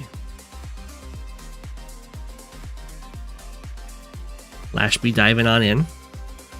Surprised there wasn't an anti-air built here. I guess that's just because there was a tank built up here. Oh, I see. Okay, so the tank was built up here to try and respond to this anti-air, although it doesn't actually cover this guy. And then this copter was built down here to try and deal with this comm tower.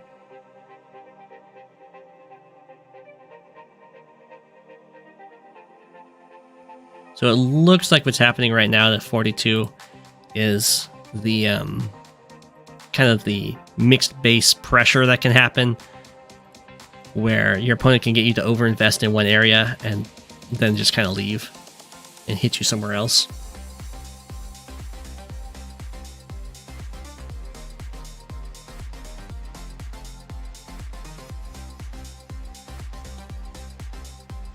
Okay. Oof. Gets the kill. Here comes the anti-air.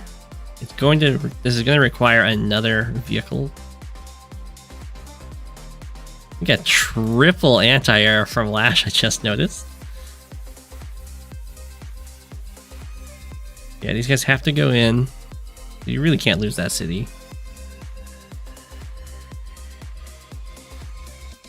You guys can't reach unless the forbidden technique ends up getting used, but I don't think that's going to happen.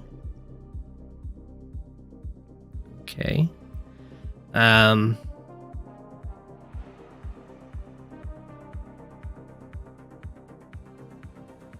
Lash here can pretty much just dive on this 2 base, I think. Just kind of ignore the tank. Another tank got built up here. I really don't like that.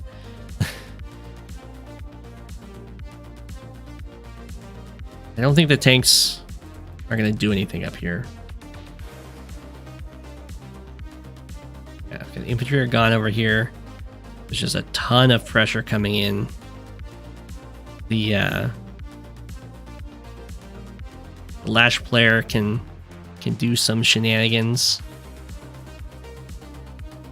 Looks like they're just going to go after the copter. I think there was a tank strike and a hit on the anti-air, but it's probably not worth it anyway.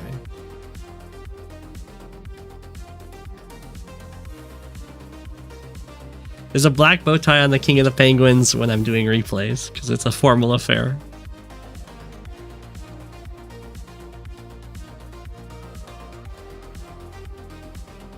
Okay.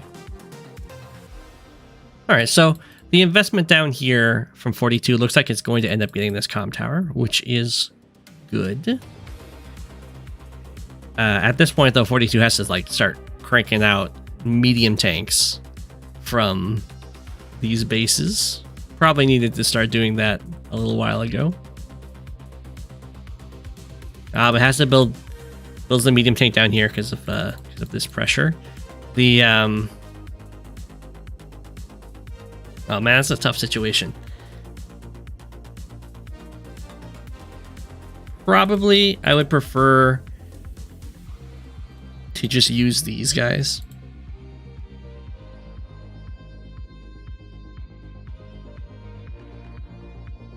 I guess you do have to actually, if you want to get the comm tower, you do have to like stop these guys from taking it from you. And you can't just build an infantry because they can just kill it. And that sucks. The problem is that this medium tank buy means you can't get a medium tank over here where there's like a lot of pressure being put on 42. I'm not quite sure why this tank is just moving on to the shoal. It must be trying to block an anti-air from reaching this infantry. There's a nice threat because Scurge has invested so much over here. 42 is now going to have some threats on the properties over here and this HQ potentially. Okay. That's definitely a maneuver with no hidden intent. I don't know if there was a way to hide what 42 wants to do there. It's kind of important that 42 does, because this is not a real wall. Tank copter can clear that with 20% firepower for sure, and an anti-air can kill this to clear the way for the tank to reach, and then this anti-air can kill that infantry.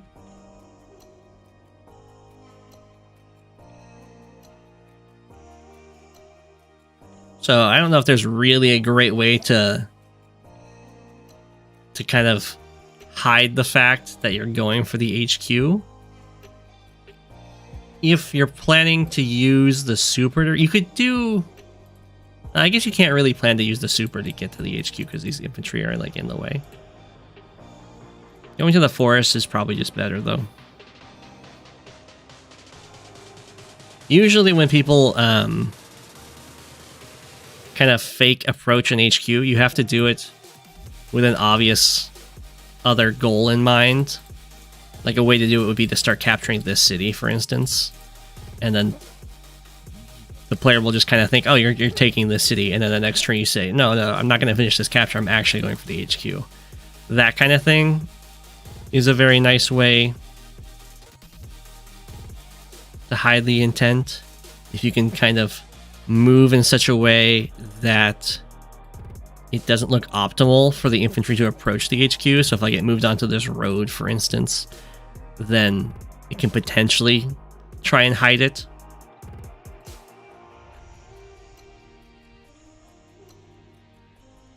But if you move to like this and they look at the infantry, they're like, there's only one option. It's going for the HQ. Okay, looks like Well, okay, it looks like Lash is not going to break through, though. Instead, gets the one shot. I imagine that's a roll. That's only 30% extra firepower on that anti-air. Only. Okay, so the bases are falling.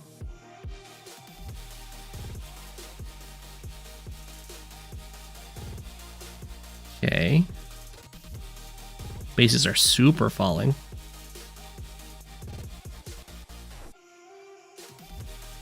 Wow, okay, so Lash did not respond to this threat at all.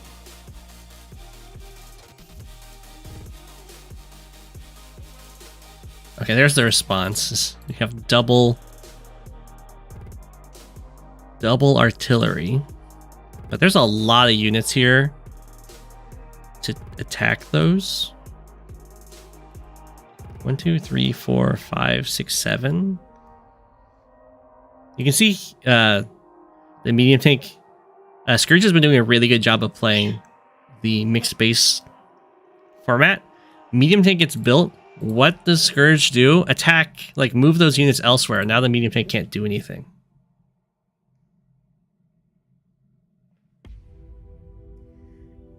Yeah, that's 95% to 101%. It's a 50-50 roll. That is not a 50-50 roll. That's a 20% roll. It's a sure thing.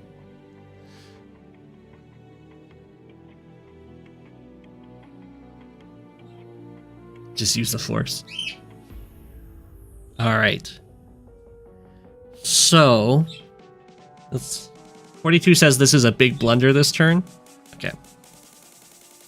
Gets the comm tower first, which is really nice. Hits the artillery, hits the artillery. Hits the infantry.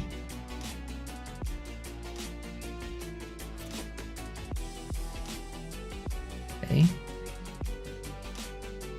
Medium tank's on its way.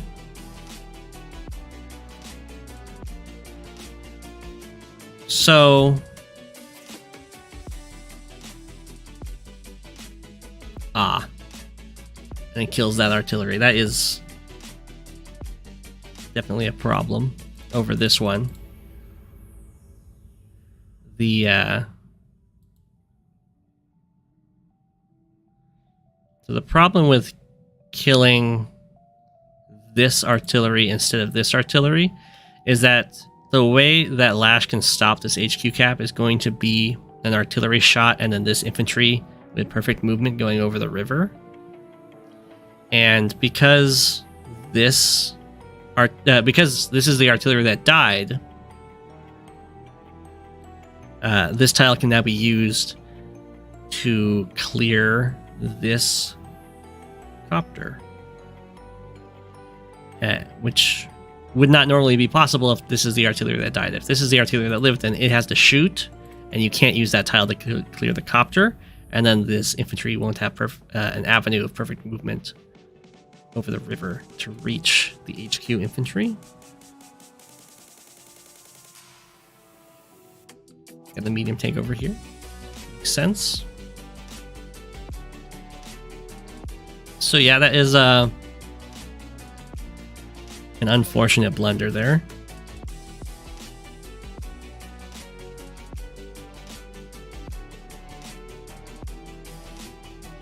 The I imagine, well, I don't know if it's guaranteed with the super to knock this down to 4. It might not be.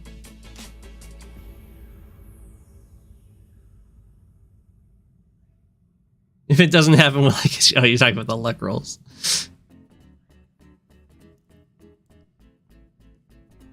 So, actually, let's get back to that turn. So another option here for 42 is to try and get the super.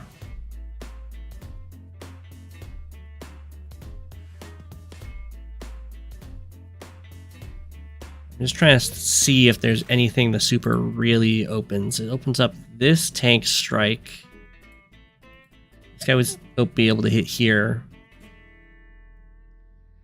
And it opens up this tank strike here.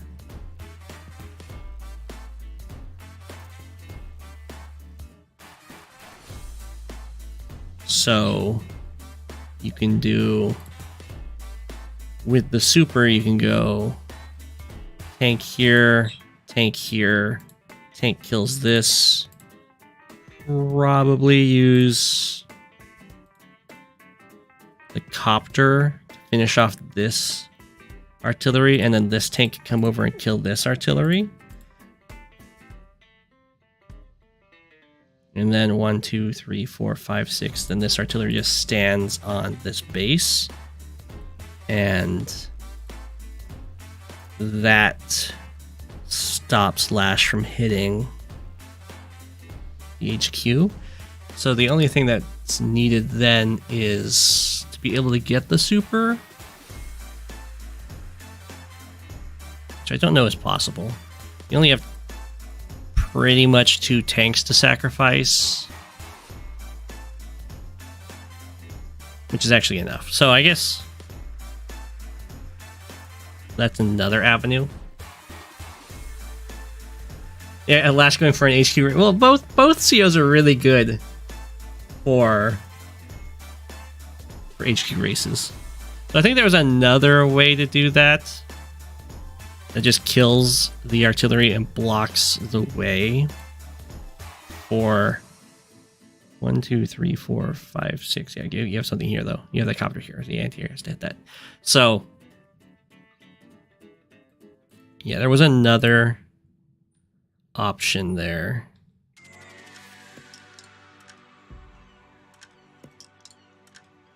The super is just good because it brings in 2 more vehicles into the fight, pretty much.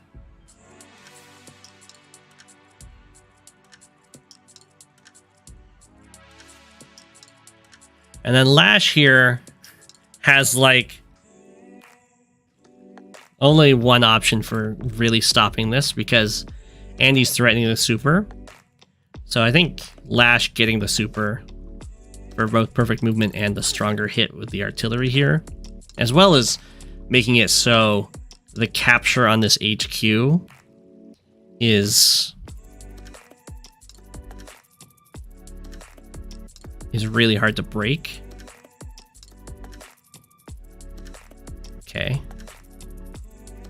Okay, yeah, so even just the super strike is enough to knock this down to 4, and the perfect movement finishes it off.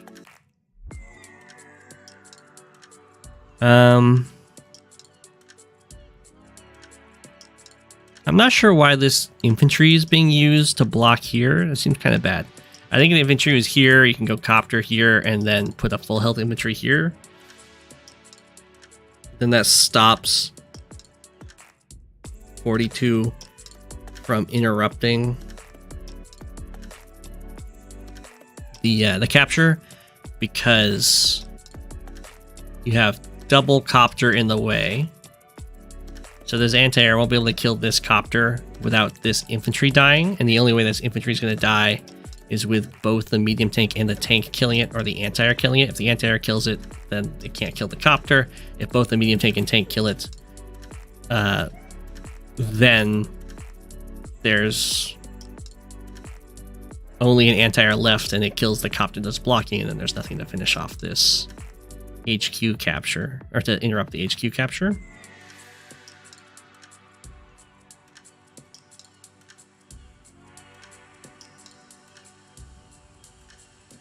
So I guess both players kind of blunder at each other here.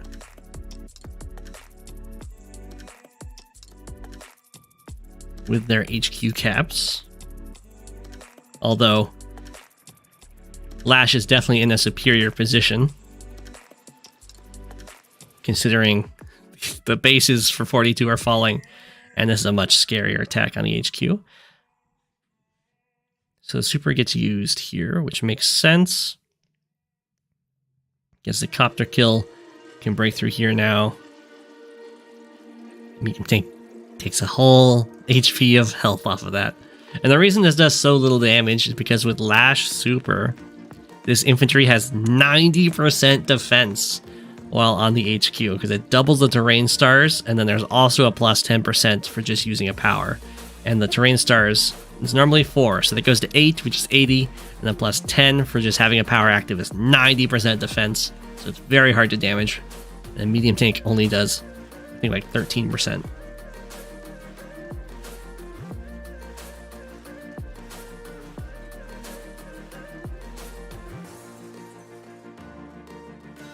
Yeah, Miss Checkmate deserves another Miss Checkmate. We have a nice medium tank chain. Unfortunately, there isn't enough tiles around this HQ. I think... Well, I mean, what else are you going to build here but the medium tank? It's like, you need an indirect, so you can go indirect and then a vehicle hit to clear this. But there's no way an indirect survives.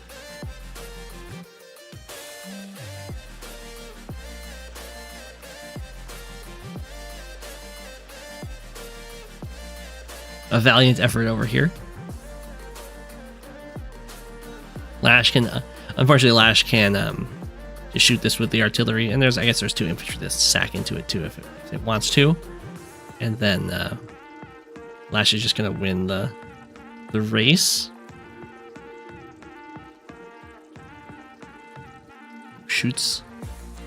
Medium tank takes out the anti-air, and then yeah, blocking this tile is going to be the nail in the coffin, which was possible to miss. If that was missed, then I think medium tank plus tank would have bailed 42 out of this. Although this means, okay, well, not anymore because the tank does get tagged.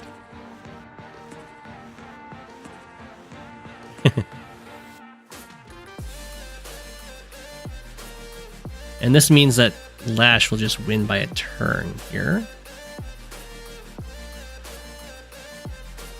because this can be join capped.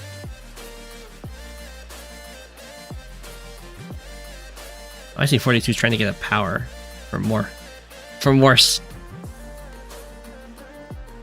Actually, whoa. 42 with a power. Oh, 42 does get the power. Wait, why didn't these guys hit this guy? I didn't even notice this got only brought down to 2. So with power, 42 is able to get the HQ cap. That's tricky Andy strats right there. Very nice. I didn't even notice it either. I thought I saw the 2 infantry being able to slam in, and I thought they would. GG. Wow, you guys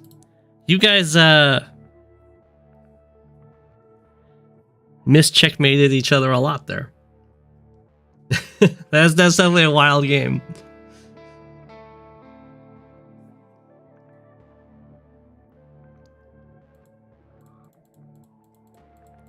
So I think Scurge definitely played the opening and mid game a lot better for like a mix-based situation. Definitely a misplay here. I have no idea why these guys didn't attack in.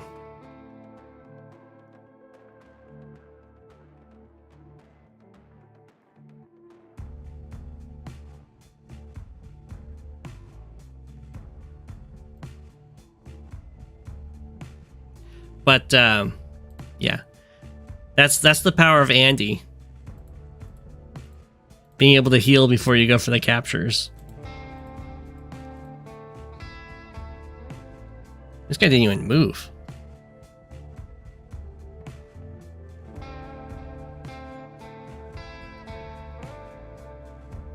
So very good sacrificial plays here.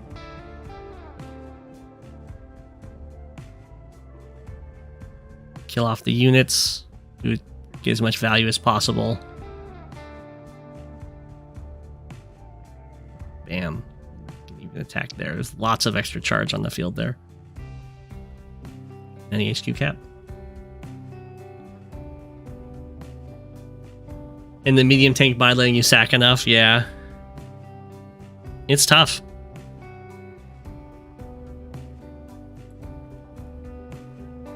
Oof. So definitely well played. Very good sacks.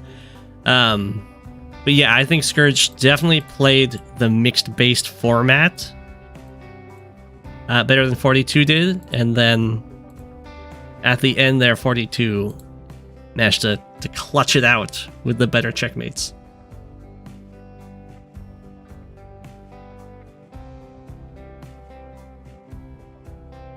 I'd say it's well played.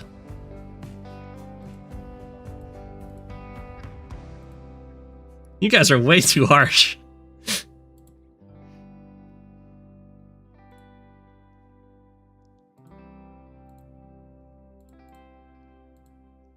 Yeah. That's something that I think happens to most players just like once, and then you'll always just remember that, like, oh, Andy can just heal that infantry.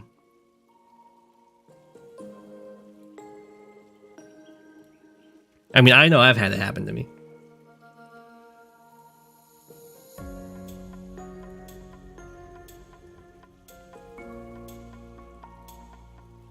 Okay, and next we have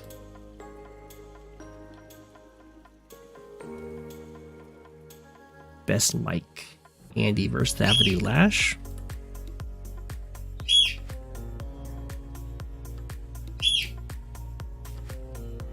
Actually, I gotta be right back. I gotta put chickens to bed.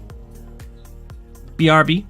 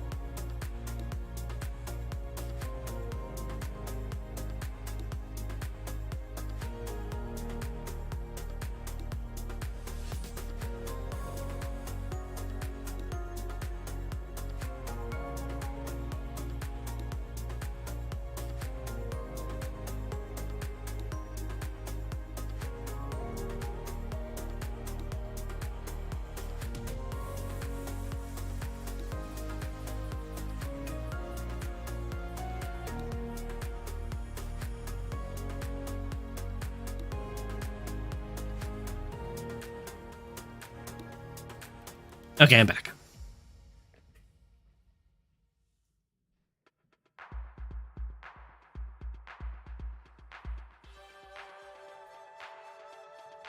What defines the seed? The seed is based on the Global League rating, yeah. So the higher your rating, the higher your seed, which is a lower number.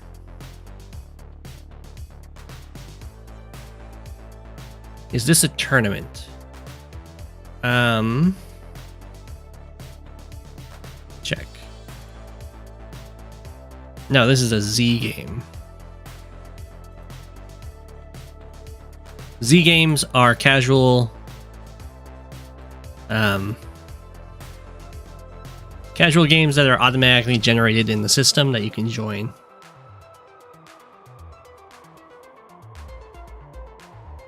I think this is sent in by Thavidu. It could be BestMike though.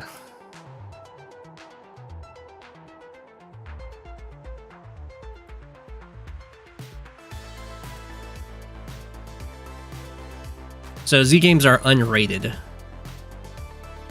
And they often have very experimental maps. Even maps I've made have Z games for them. I often made some fog maps and they get Z games as standard maps. I don't know.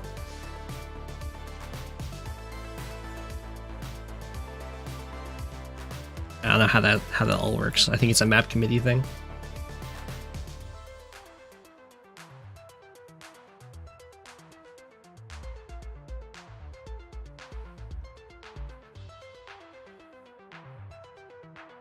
Okay, so we got Thavidu. We have another, yeah, it's another Lash versus Andy.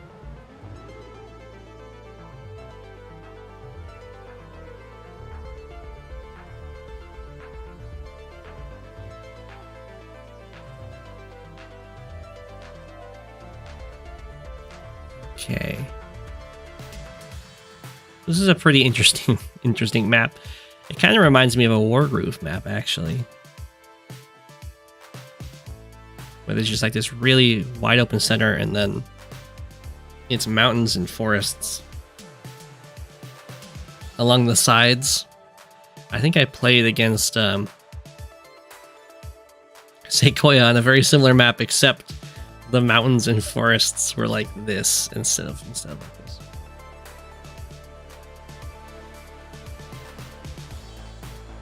Maps that are ranked S, A, B, or under review are automatically selected to create Z games. So that's good to know. So this is a map with a comm tower, a very safe comm tower in the corner, blocked off by a pipe seam. And in fog, it doesn't show it in this replay, but when you're actually playing the games, pipes are always revealed, including pipe seams, so you can always check to see what the health of the pipe seam is. For those that don't know, a pipe seam has the defensive stats of a Neo tank on a road, and you attack it with no luck rolls.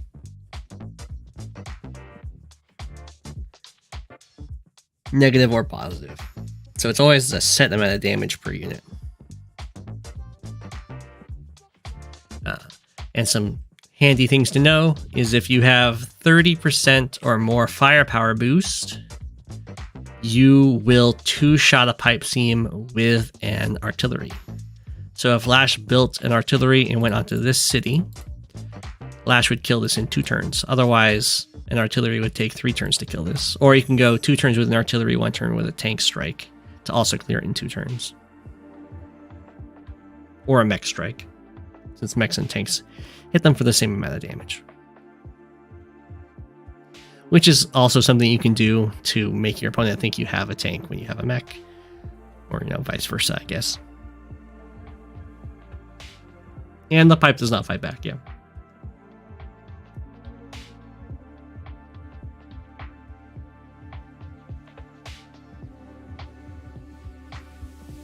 Yeah, or you can hit it like 6 times with a mech or a tank.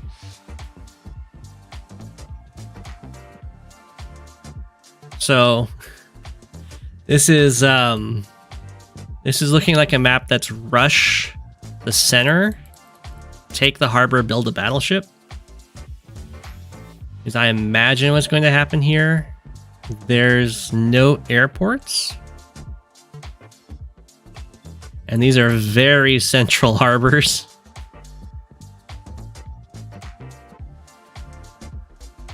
So a battleship is going to be really, really good on this map. It's going to cover like everything in the center, including the HQs.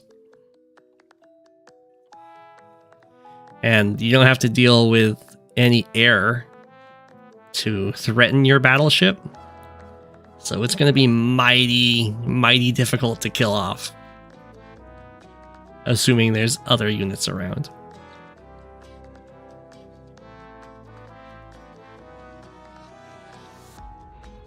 Okay, that's probably... I mean, ideally, of course, you would get that harbor to, you know, get for your battleship because it's more forward. But it's also going to be the much harder to take harbor. So I would probably lean towards trying to take the closer one.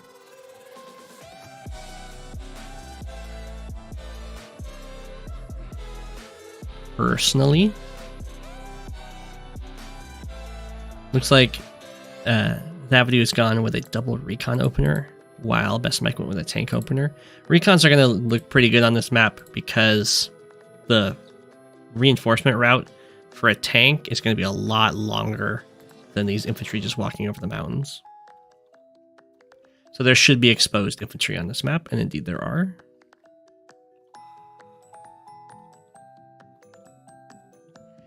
And since Lash gets the firepower boost from terrain stars, can do stuff like this where Lash just can clear the city without having a comm tower at all.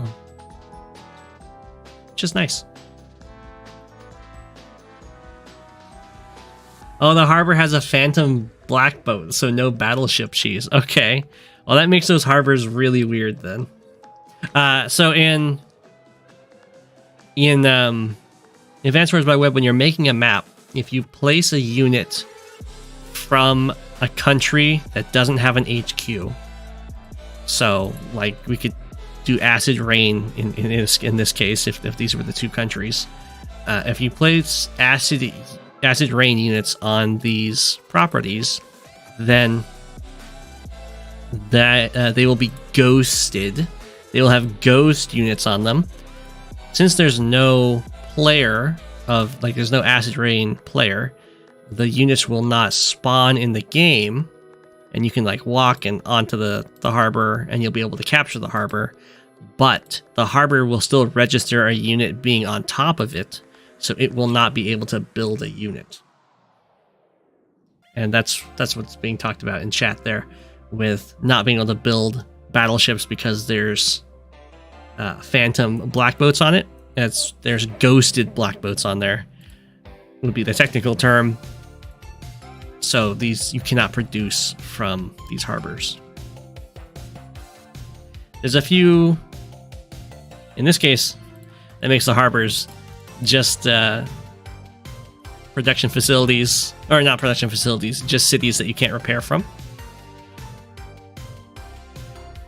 And that you cannot tell what buildings have been ghosted when you're in game. You can only tell that from the map editor, or from the viewing the map, I should say. You'll see them sitting on them. There's a few uses of like the ghost units. You can put ghost units on cities, so when Sensei uses his power to spawn infantry and mechs from cities, they won't spawn there. You can, oftentimes they'll be used to ghost airports so that air units have forward places to repair, but that you can't build from. You can also ghost harbors in big naval maps so that there's forward places to repair your boats, but not forward places to produce boats, which is of course a lot stronger.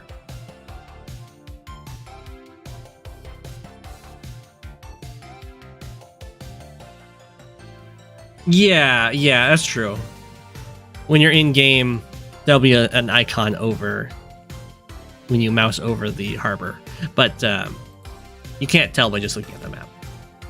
But when the game is, if you look at the map outside of in game, you will see the units standing on them. But yeah, in game, you'll mouse over the production facility and it'll be like crossed out, the little cursor thingy.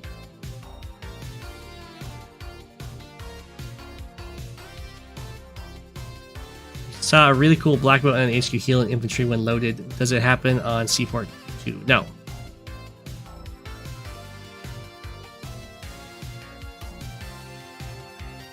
Yeah, as said in chat, the infantry healed because the infantry is technically on the HQ. So it healed because of that. You can do the same. You can load multiple infantry into the black boat that's on the HQ and it'll heal. The same thing would happen if it was on a city. If there's a land, some maps have a lander on the HQ. In that case, you can put multiple vehicles in there and they can heal.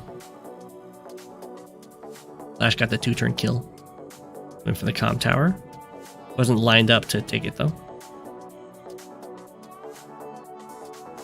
Thavidu is a very nice central presence. I'm not a huge fan of these hits to wound against Andy, but sometimes you can get away with it like this early on before the power's really being threatened.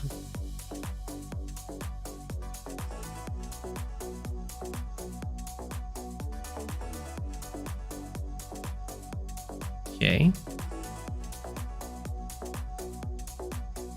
Well, these harbors are being captured next turn, unless BestMike does anything about it. Okay, BestMike will delay this one. Just gonna let that city through, I should say. It's not a harbor. A pretty scary attacking force here, though.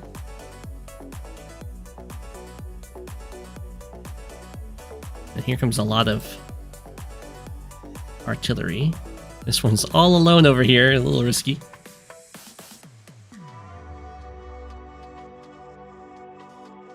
So in general, this matchup is going to have Lash with a nice early game advantage because of having a day-to-day. But Andy's power is really, your superpower is really, really good. A lot better than Lash's. So as the game moves on, Andy will be in a more advantageous position. Usually. Typically, I should say. Not always.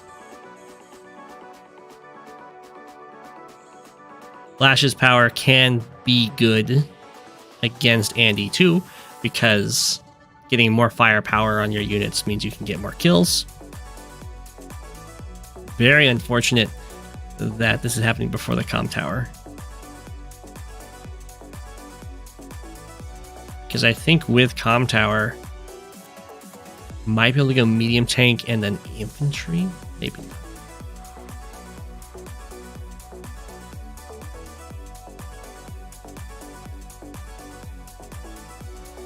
Okay.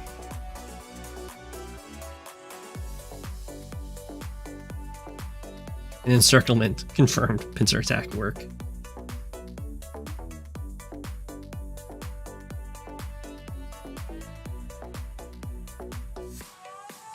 Did the full health decide it's not going to capture? You're talking about down here. I think the full health couldn't reach. Yeah, the full health can't reach.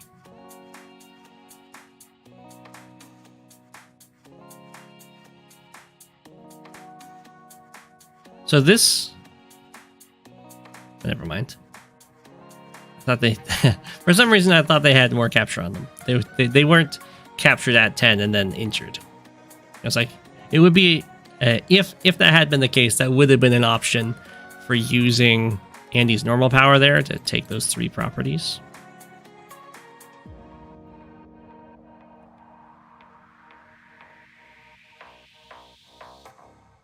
Okay, we got lots of artillery.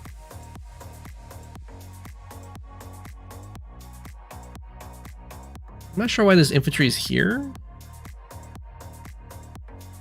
Okay, from over here, okay. Looks like both players are going to mess up the timing with capping this, with clearing the pipe seam and capping the comm tower.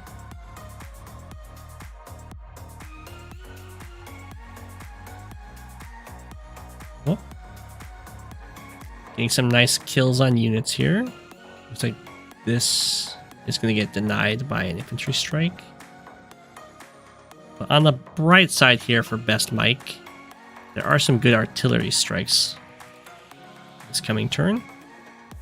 And there will also be a handy super available.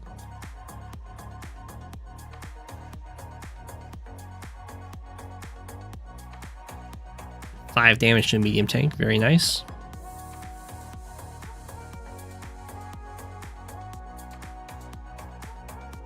Maybe a little too aggressive with some of these infantry captures.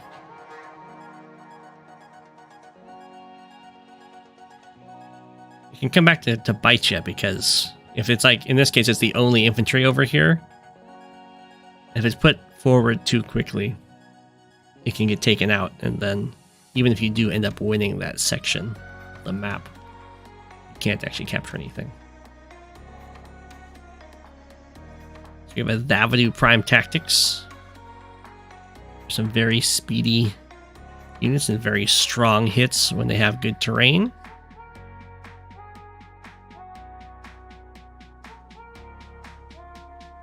Luckily for BestMike, there's nothing here to reveal this artillery. Or not reveal it, but to hit this artillery. But there were some good hits from Thavidu there. And Thavidu is way ahead in unit count because of that. And because of some of the earlier engagements. Looks like BestMike is having some vision problems there, which is unfortunate. Yeah, against Lash with super, you really don't want to hit like a tank on a missile silo. The exchange is just not going to be in your favor.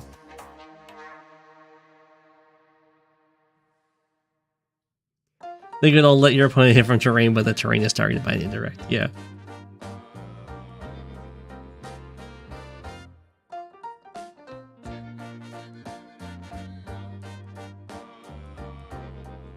Okay, it looks like Thavidu is going to be able to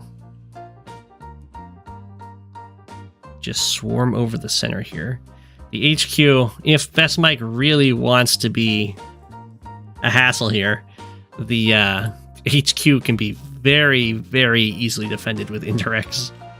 There's multiple forests that are behind the mountains next to bases in range of this HQ. So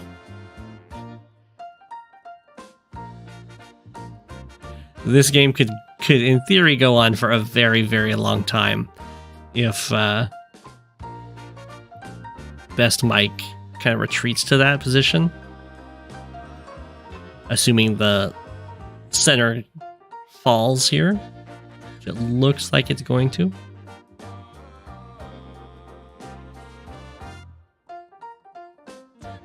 You have a medium tank on the way, which is nice.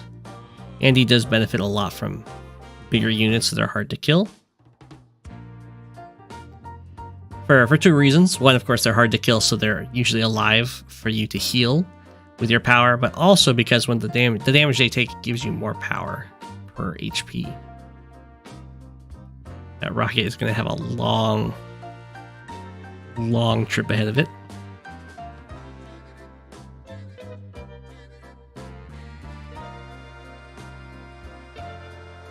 So sad. BestMike would really like to hit this medium tank with his own medium tank, and he can. 1, 2, 3, 4, 5. Just doesn't have the vision to guarantee this movement without getting trapped. There is a recon here that could retreat and give that movement. Actually, that vision. Actually, there's a recon right here that can go forward to here. 1, 2, 3, 4, 5. Okay, yeah. Definitely move your vision units to get a nice idea of what you need to do this turn. Because striking here would be nice, rather than just killing the recon. Although killing a recon is always good too.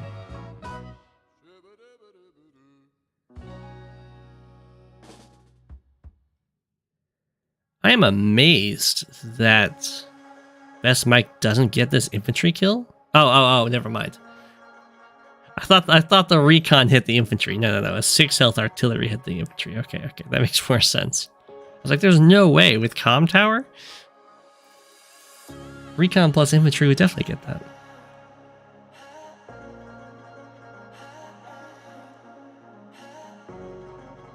Okay, it looks like, yeah, both of the corners are going to Thavidu. And the center is quickly falling to Thavidu as well.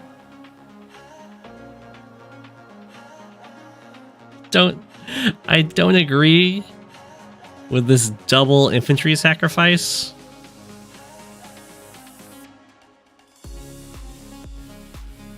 That's okay. I would just use the 9 health infantry and kill it. And then bring those 1 health guys back to the cities.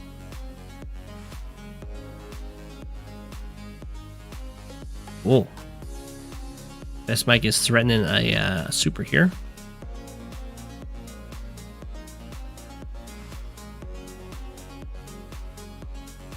It was a nice one-shot thanks to the extra firepower from Andy's super.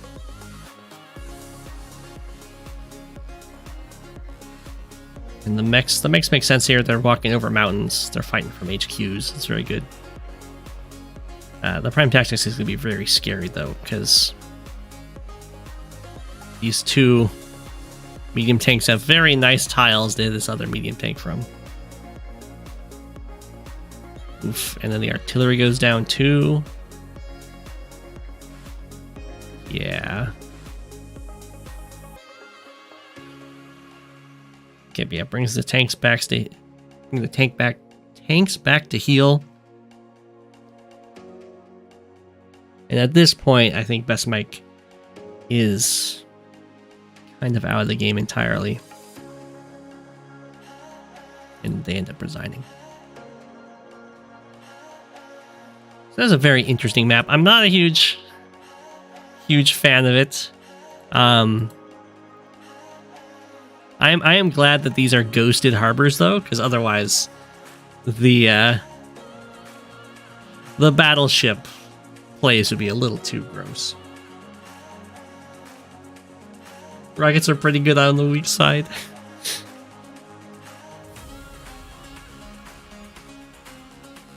Rockets didn't get to shoot, but they did get into position to shoot, in theory. Rockets are slow, it's just how it goes.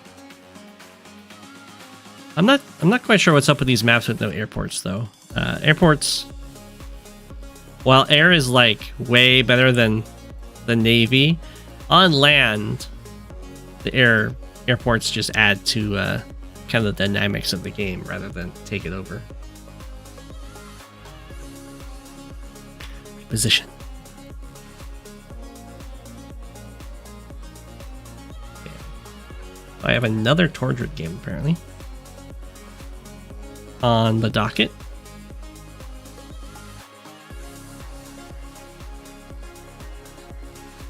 Tordread versus Mr. Psy.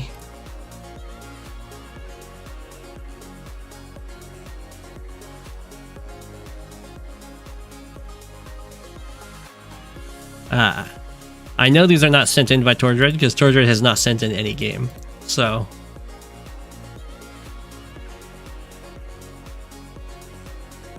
you have Mr. Psy against Tordread on one of the new Global League maps. They're well new to me. I still have not played on this map.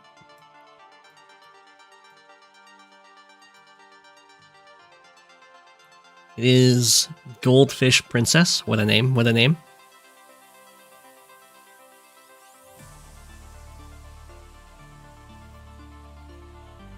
Reject already evolved to Rocket. Okay, so we have a Jake mirror here. Jake is a very strong CO, so it's very common to see him in Tier 4 games. It looks like Tordread is going with a recon opening. Mr. Psy is just going with infantry for now. And Tordread is going straight up with that recon. Oh my gosh, Mr. Psy with a base skip tank. What a buy.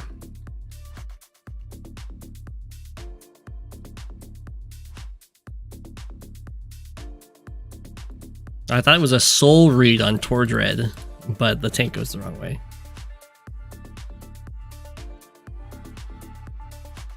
So now we get to constantly judge this tank as to whether or not it being out a turn earlier matters.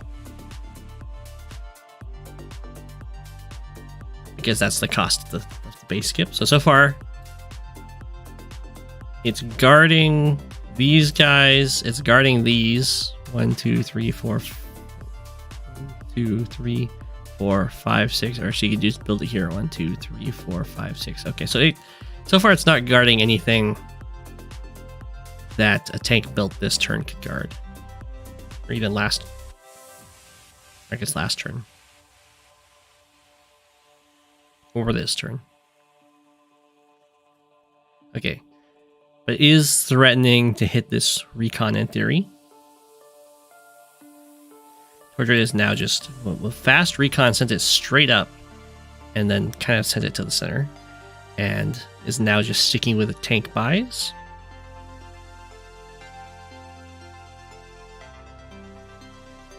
Don't just sit there with the tank. Okay. Well, if you're going to sit there with the tank can just show up later. There must have been some sort of opening that Mr. Sai was playing around.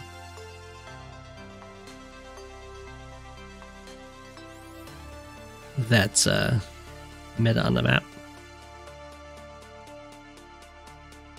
The fast battlecopter will help make up for the unit count disadvantage, though.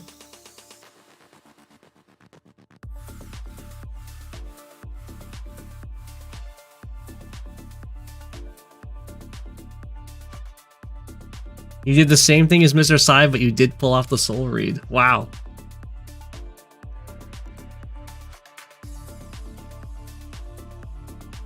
Oh, did Cynical Boy do a video on this one? That's very cool. Okay. We got a nice recon interrupt. Tank hits here, covered by Copter, very strong. His infantry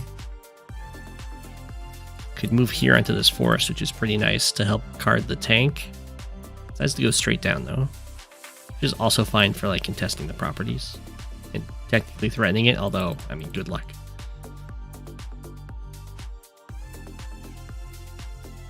Alright, tank decides to hit from the city. Which is fine. No anti-airs built by Tordread yet, so just waiting to see a copter before the anti-air buy. And there we go, we see a copter. Wow, Mr. Sai going for a very aggressive capture here. Sadly, all of this has happened. This copter strike happened before the comm tower. Oh my gosh. It did end up mattering too.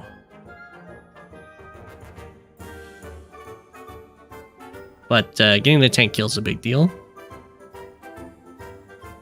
Because that's now not a tank that can be just retreated and healed.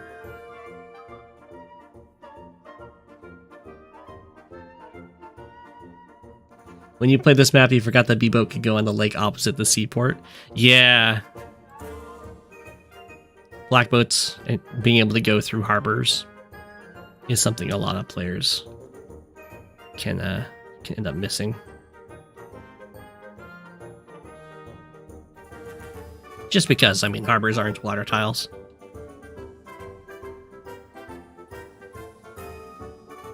Okay. Tordread's falling back a little bit, sending an infantry forward to contest the capture, and then just trying to build up a strong force. Looks like he's waiting for, or gonna let Mr. Sai kind of overextend into him. He just built a copter instead of an anti-air, but did float 2k. Which sets up future buys of copter infantry tank infantry. Copter tank infantry. Assuming no repairs. Or could also be setting up tank anti-air infantry. Let's see. Mr. Sai gets an anti-air here. It's another like soul read on on Tordread. Building the anti-air as soon as Tordread builds a copter in the fog.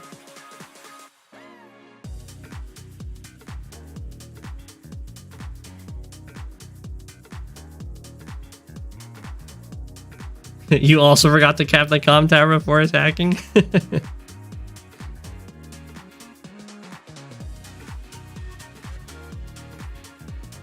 Okay. I'm surprised that Tordread's going in over here with these... with the infantry. Well, then also like attacking over here with the vehicles. Because these are very exposed.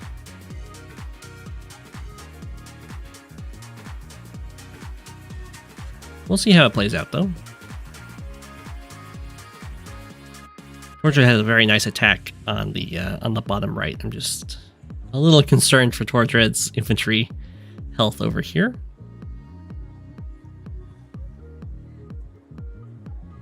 Because right now it just looks like they're going to swap corners. But Mr. Sai is going to lose less swapping corners, basically.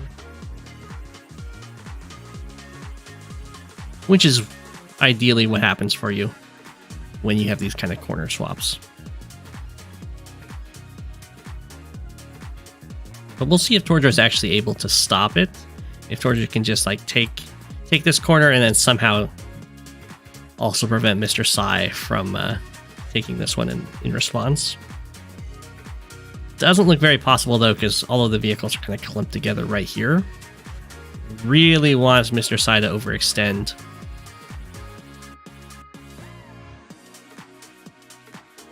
Which I don't see Mr. Sai doing.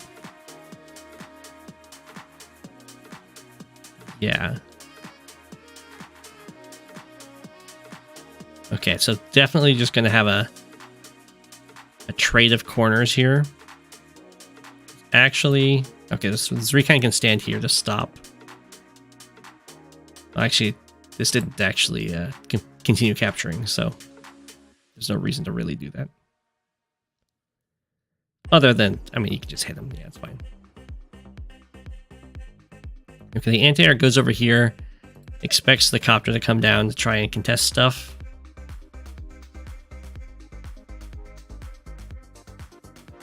Okay, a little bit of a split army at this point, but still the majority is being sent down to just secure this corner. Okay, Mr. Sai, yeah, is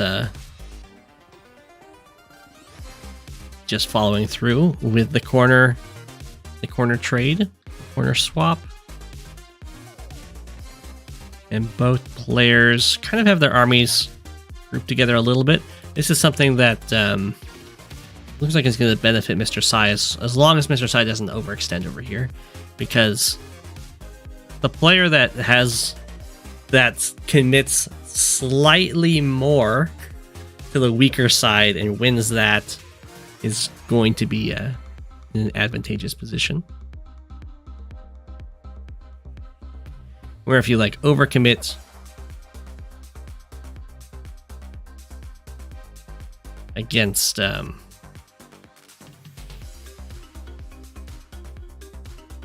if you like overcommit but you're overcommitting into like the bases, your overcommitment will still end up losing.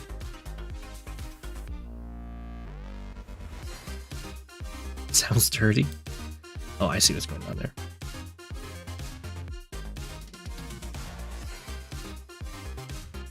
I see you guys making puns. Okay. Mr. Sai does have a problem of just not having full health infantry in range of these properties, though. It does bust on through with some tanks, and copters getting some nice first strikes. There's only one artillery on the field for both player, and it's on the same side. Jake gives artillery an extra range when he uses either of his powers. So he's got some extra speciality going on there. Okay. Black boat being used over here to repair this copter. Something we've learned is that black boats don't actually top units off. So I'd rather if it was being used as a more of a blocker. Right here it's blocking a C tile, which is only going to stop a copter from doing stuff. If it's like right here, it's kind of a big deal because it's stopping stuff from hitting this infantry, which in turn stops this tank from being hit from two sides. So I'd much prefer if it was right here. Or you could keep it there too, also, if you want to like protect that copter from being hit from the shoal. But I think that could have happened anyway. So I think right here would make the most sense to me.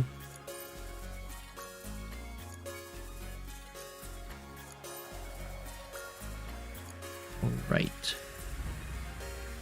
Ooh. Tordread dives on in to kill that that recon, but dives on into artillery range. So Mr. Sai is going to have a pretty nice turn. You can see here Tordread does go for the nice block here. Yeah, I think this is definitely a super turn. It is full charge, yeah. Tordread's going to get overcharged by quite a bit here. He's currently full charge, and when you're at full charge, you don't gain any charge from any of these exchanges.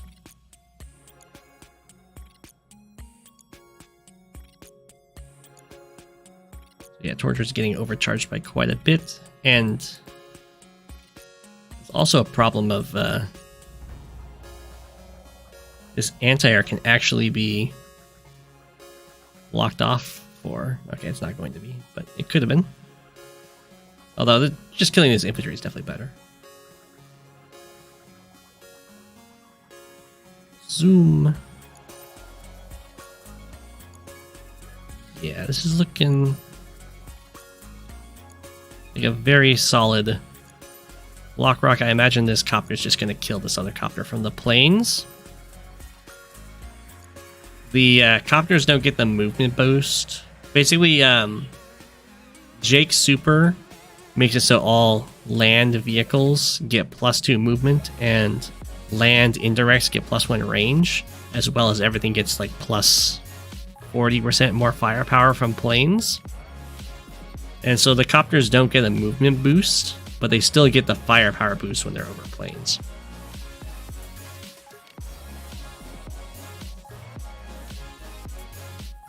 So that was a very strong attack from Mr. Sai, and it wasn't really that much of an overextension either. Tordread gets the response block rock. So the response block rock, the exchange, of course, is that you got hit first, which means you're going to be down in units. But usually, by getting hit first, your opponent also had to overextend and expose the units. So you can still... Well, that does hit. I wonder why I didn't think it did. So you can still get a lot done, even though you've lost a lot. Just because they're not being shielded by infantry, and they moved forward so your reinforcements can get involved.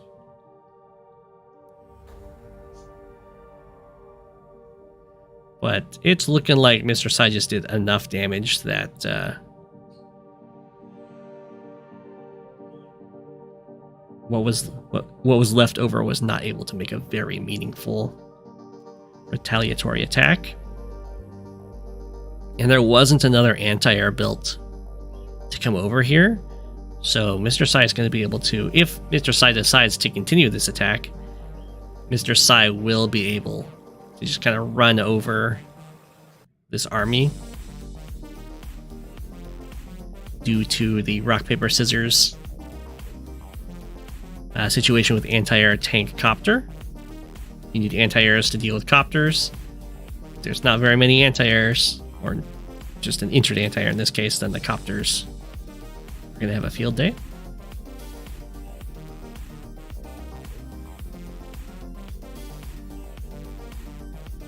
Okay.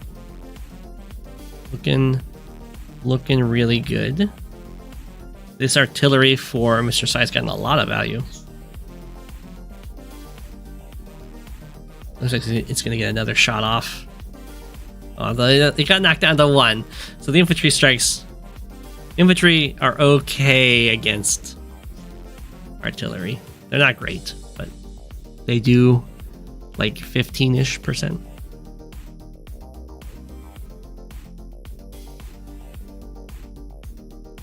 Tordread's been doing really well. I think Tordread's back into the 1500s. The 1 HP infantry couldn't finish the job. I know, it tried.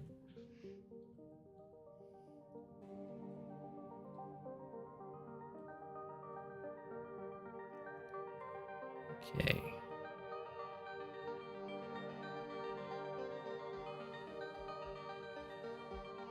So this is a pretty good attack for Tordread. Managed to take out the copter and dealt with the artillery that's threatening the anti-air, and then brings up an artillery that's actually covering this anti-air from the tank attacks, and there's even an artillery covering this artillery from this strike. So we have a nice defense in depth going on here from Tordread. Down here, though, things are looking much more grim. Tordread's completely cleaned out, and then the really bad thing about it for Tordread is that Mr. Sai has infantry with this attack. So as those units fall, all of these cities are immediately being captured. And there's nothing that Tordread can really do about that.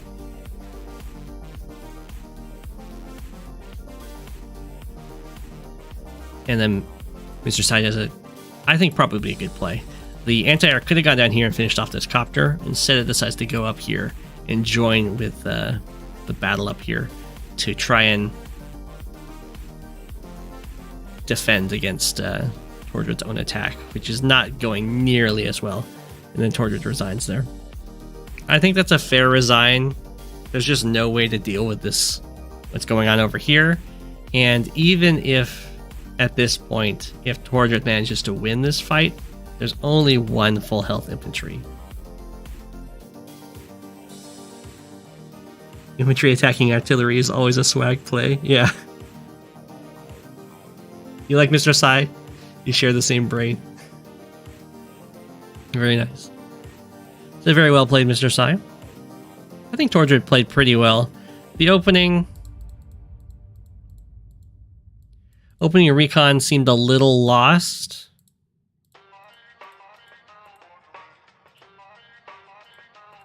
And there might have been a little bit too much grouping up going on for Tordread. But I would say that yeah, I mean, the attack over here is a little risky, but I think it's fine. Mr. Sai's super here really is like the nail in the coffin.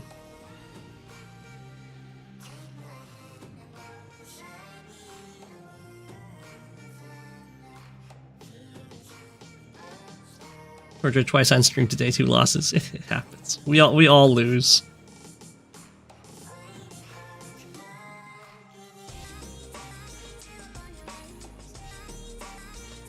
Okay, the next one is a KillerChair.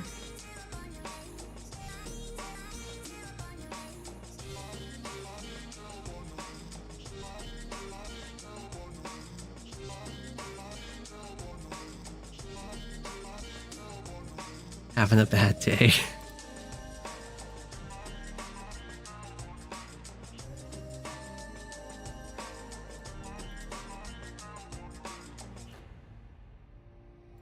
Okay.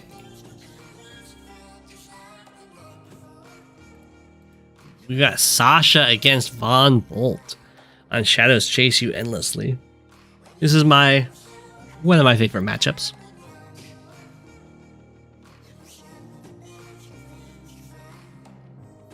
Shadow, didn't you have a game last stream? You did. It was a massive, a massive 3v3 that was called a 4v4. What do I think of this map, though? I'm not a fan of how choky it is around these airports, but I do like how flexible it is in the capture phase. This is a map that I kind of wish wasn't 2-base, so that there was some more leverage going on.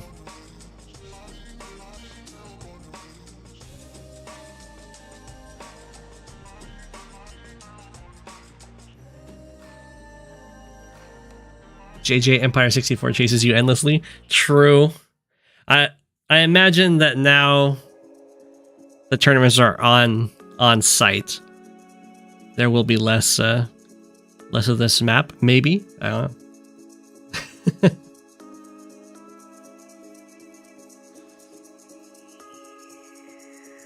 Okay. So a lot of what comes down to this map, there's definitely a problem for this map, which is that the center doesn't matter at all. And the sides here are like a huge deal. Very, very few games are decided by center stuff.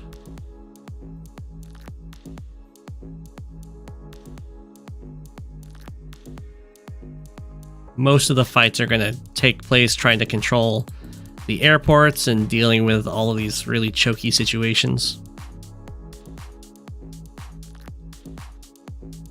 When you're trying to push across the center, your immediate prizes is like a single city, and you're overextending into both bases. It just does not feel good. But, you know, sometimes you can get something done there. So KillerChair goes with a tank over here. I imagine... Oops. 4, 5, 6 doesn't reach. I imagine it's going to be used to harass island, maybe? Missile Chan goes with double tank here. KillerChair can respond with the double tank of their own, being Sasha with that extra cash. Could also go tank anti-air, which would be pretty good. Or even double artillery. Ooh. Just go single tank infantry. So it's going to have 21k next turn.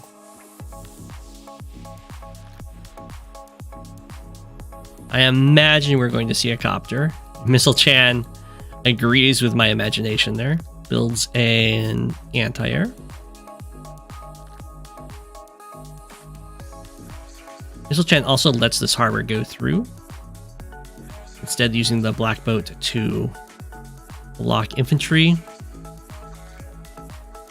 The black boat can also block copters. If you can get your opponent to set up an attack where they're expecting the copter to be able to reinforce in like this straight line, and then you can block that with the black boat, that can be a big deal. But it's kind of a trick you can only pull off once per game. So usually you'll want to save it.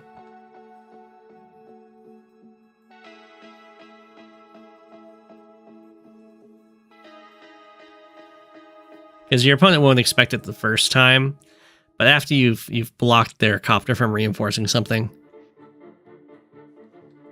they will constantly keep thinking about it. The black boat's going to run out of fuel with all this movement.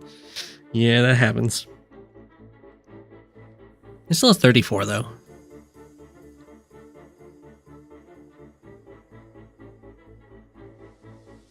Okay. So usually for Sasha versus Von Bolt, you can either tech up like this, get a medium tank, and you also usually want to have some nice artillery, because the artillery will be able to kind of overpower the stats of Von Bolt, which is being very hard hitting.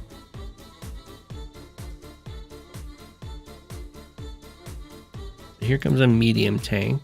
We have an anti-air in response to the copter. I imagine we're going to see another copter here. Really want to leverage that that money as much as you can. There we go. I guess for those that don't know, Sasha gives you an extra 100 gold or income per income generating property, which normally give you 1,000. So she gets 1,100 per property, which is her day-to-day. She just gets more money. Where Von Bolt for his day-to-day gets plus 10% attack and plus 10% defense, which is really, really, really strong.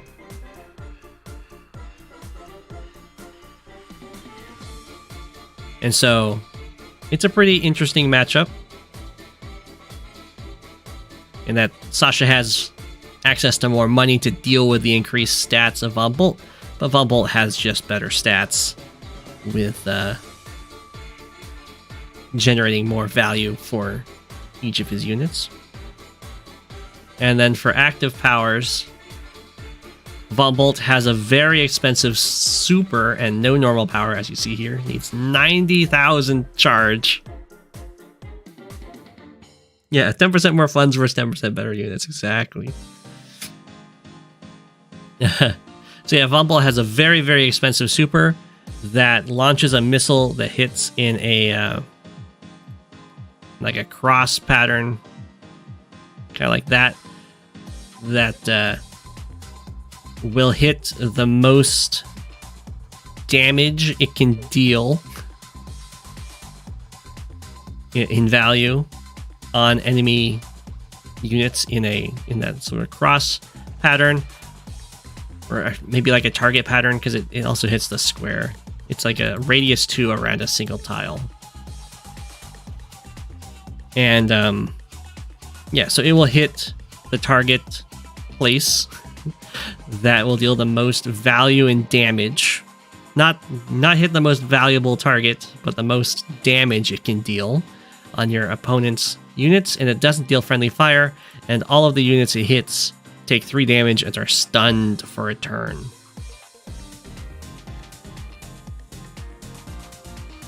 Which basically just means that they automatically wait. If you are Eagle and you get hit by a Von Bolt super, you can use your own super and they will be able to act. Fun fact. Okay, Von Bolt's just kind of falling back here, using the artillery to cover against this scary medium tank. And Sasha's normal power drains your charge bar based on how many funds she has in her bank or in her wallet, which, as you can tell, against Von Bolt is a pretty scary deal, because he has to get a lot of charge before he can use his power. So Sasha has a lot of wiggle room when it comes to denying his power. And then her super is something that is very rarely used, but it gives her money based on the damage she deals. I think is it 20% of the value she deals? 42 says it's a 3x3 rhombus.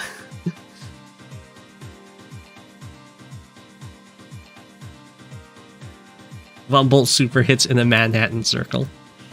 You can also think of it as it's a square with little, little wings on it. It's 50% of the damage she deals. There you go, 50%. And it's the damage she deals, and it lasts all the way till her next turn. So it will still give her money on your opponent's turn, but it's often really, really, really not worth it in comparison to using your normal power to deny your opponent from using a power. And every time, of course, you use a power in this game, you get plus 10% attack and plus 10% defense. So using your normal power also makes you stronger for a turn.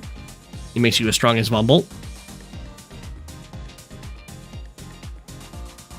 So Von Bolt, it's kind of like Von Bolt's always using his normal power, and his normal power just does nothing.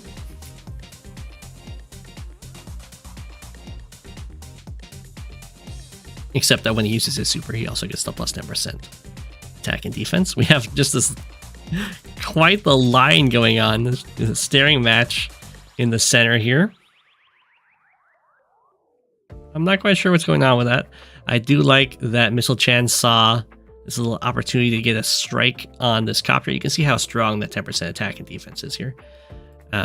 Just out of range of this anti-air from doing anything about that. And we have a bomber down here from Sasha last turn. So Vumbolt has to build a second anti-air. If you have just one anti-air, the bomber can kill that anti-air because bombers can like one-shot them on roads, for instance. And then you have nothing to scare off the bomber anymore. So if you're ever facing a bomber and you want to use anti-airs to deal with it, you have to have pairs of anti-airs. They want to hunt in packs. So we have a little dance going on over here between Sasha's medium tank and these artillery. They keep trying to line themselves up on it, and then it keeps trying to shift away.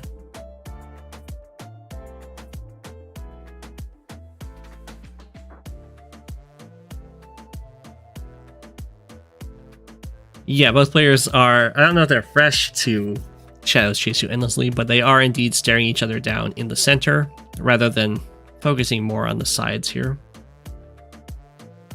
Although some very nice harassment from both players with the copters in the corners. Here we go. Missile Chan is starting to get control of the side here. Black Boat only has 9 fuel. We actually had a base skip to get a fighter here from Missile Chan. Stealths are very strong on this map. Fighters are very strong, bombers are very strong. Air is really strong because these are kind of forward airports and they go straight into the middle. So it's really not uncommon for copters to make their way all the way across the map like these two have and kind of join the attack on the opposing airport.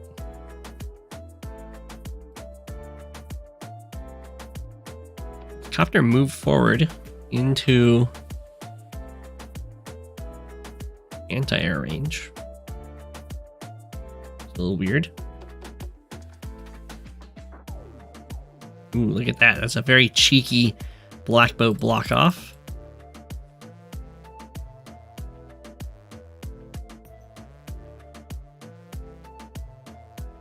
And this copter, because it's hard to see, but there's a forest under this medium tank, so this anti-air can't actually reach.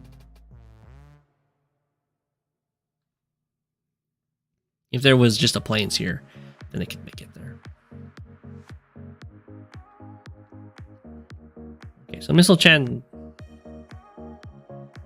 just taking some free hits essentially, while also putting a lot of pressure up here. And the pressure up here is what's going to end up winning the game if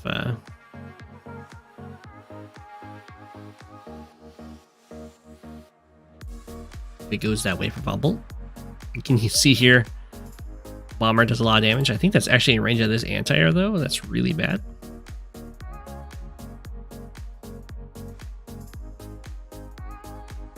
Yeah. Looks like KillerChair recognizes that. Tries to block off the way. We have the power. You can see how hard it is for Vumbolt to get a super against Sasha. It can sometimes happen if Sasha tries to go for a super herself. So this is a really bad situation for Sasha down here. Really good for Vumbolt to kind of win this entire island while still denying well, I guess not having these properties is pretty bad for Vumbolt, but winning the whole island while also getting a nice hit on the bomber here is a big deal.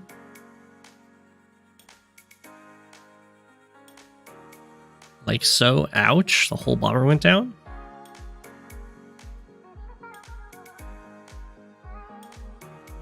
And we have a fighter also busting on here. There's only 2 fuel left on this black boat, so it's going to stop being a blocker pretty soon.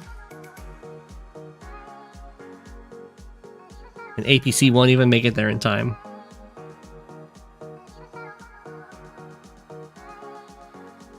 Is your airport on your weak side? It's not. There isn't really that much of a weak side because it's a 2-base map. So usually your airport's considered your strong side because it's another production facility.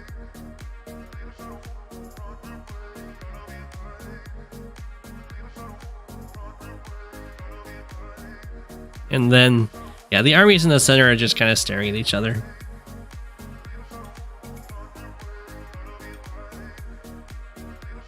Okay, but every time an anti-air gets close to the airport, it's a big deal.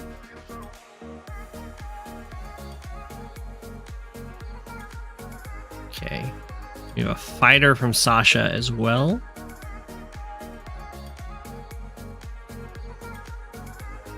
And the anti-air goes over here because it thinks to cover against these copters attacking up here, I guess. Blackboat will sink next turn.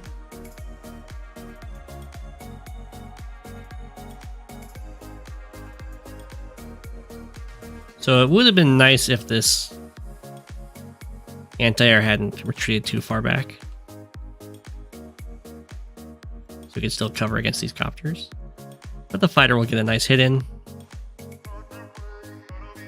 Another anti-air gets built from Von Bolt, and things are kind of stalling in the center as one would expect. And yeah, the fighting really just happens on the sides. If you manage to take both airports, then you can always build stealths and just win off of that. A little awkward that this fighter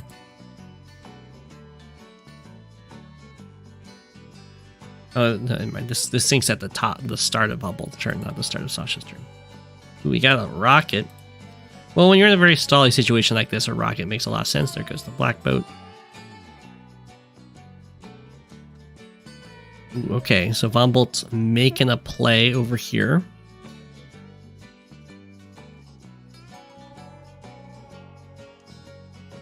While also attacking down here. It can be pretty risky to kind of attack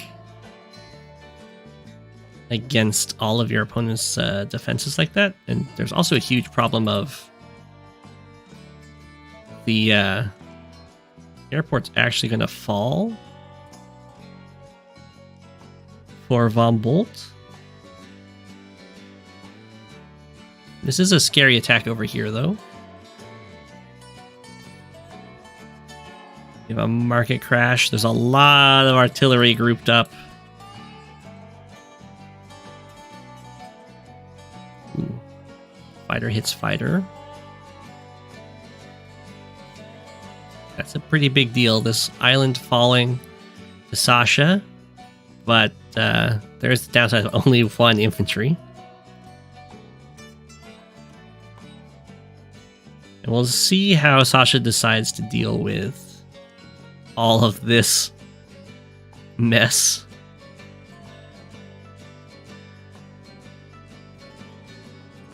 Oh, straight into the mega tank.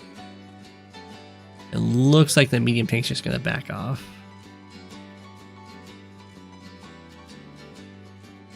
Okay, we're just gonna back off, interrupt the cap. Yeah. You're like, sure, you can keep pushing. You're gonna keep overextending yourself.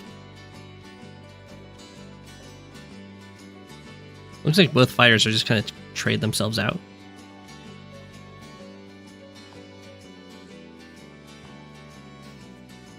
Ooh. Von Bolt does keep pushing. There will be a tank strike against this anti-air, which is a big deal.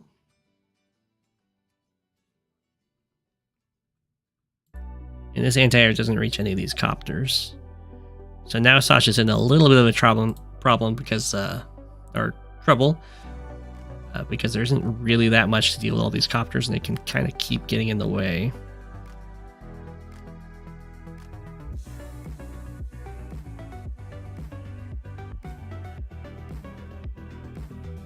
But the forces that took this top island can kind of come back and cover. And while this anti-air is like really safe from down here, it is still threatening this airport, which is a big deal.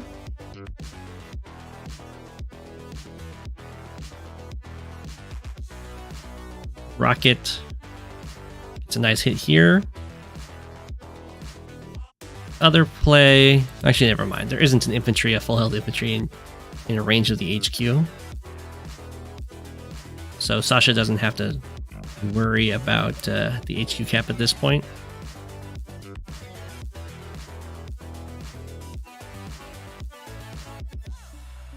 Looks like Sasha's going to lose 2 cities here, and right now it's 25 properties to 23, so that's just going to swap. It's not that big of a deal. And now Von Bolt is still really overextended.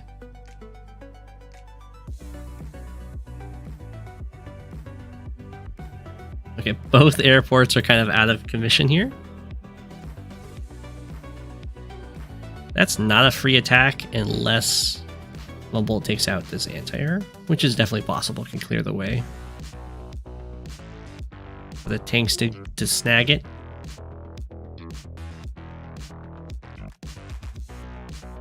Oh my. Von Bolt's going for the super.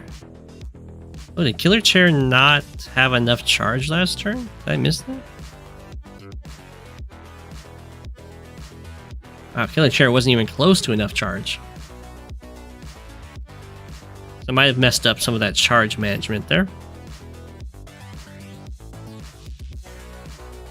Sometimes you have to use your super, or use your power after engagements to drain enough.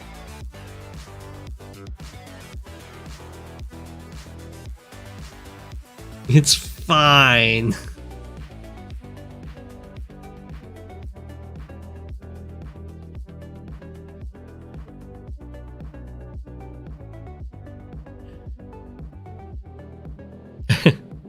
I have a feeling that Von Bolt knows where the super's gonna land.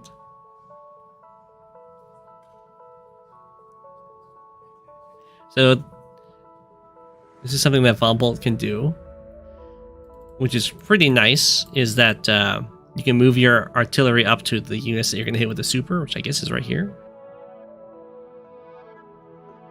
Hit the Neo tank and the Mega tank. There is a downside to this, though, is that these units are moving in range of the other units that are like defending here. So, oh, that's a nice. Look at that cheeky infantry. Look at that. The medium tank would love to go through and just kill an artillery, but it can't because of the infantry's in the way. It still has tanks to hit, so it's not like the end of the world. But that is a nice cheeky infantry movement.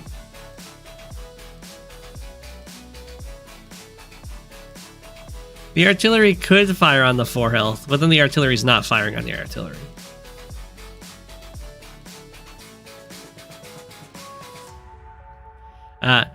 These guys really did not need to get so close, though. They could have been farther back.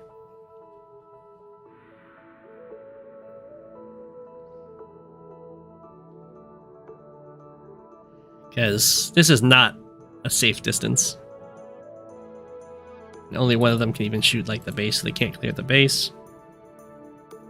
But the idea behind that movement is correct.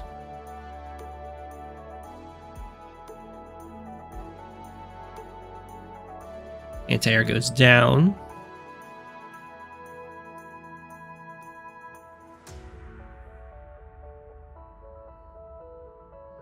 Now, Von Bolt is really overextending here, trying to insist on clearing this base.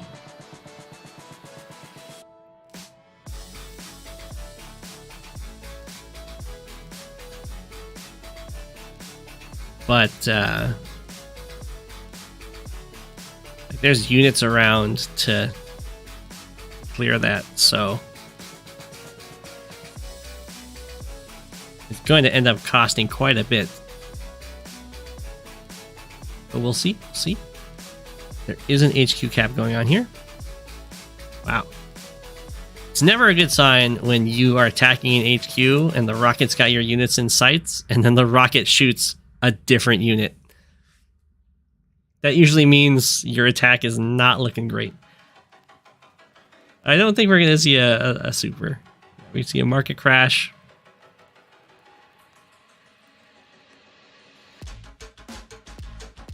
The super really wouldn't give that much money.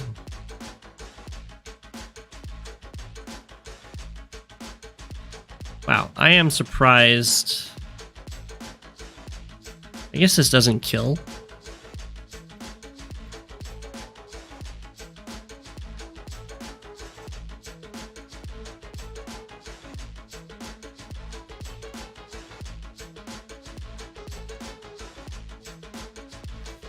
Still, I'm surprised that nothing hit this artillery.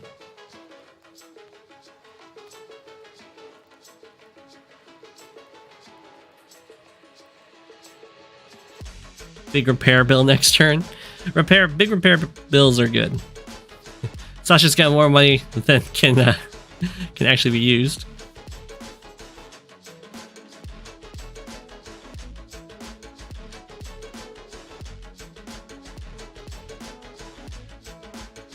Bumble spamming bombers would make sense here. I'm surprised the base lock held, but I guess really the copters are just too in the way to do anything about it. Mega tank down, mega tank down.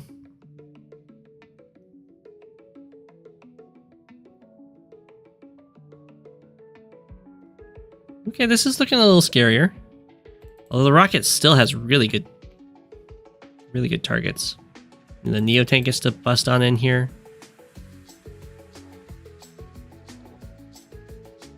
Another market crash.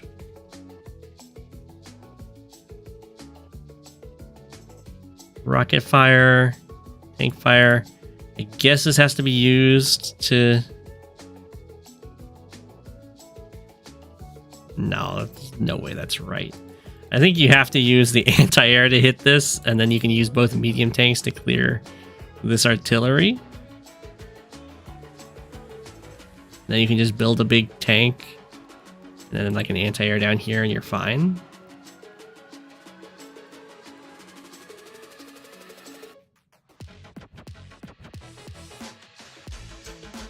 For those that don't know, medium tanks and anti-airs hit infantry for the same amount of damage.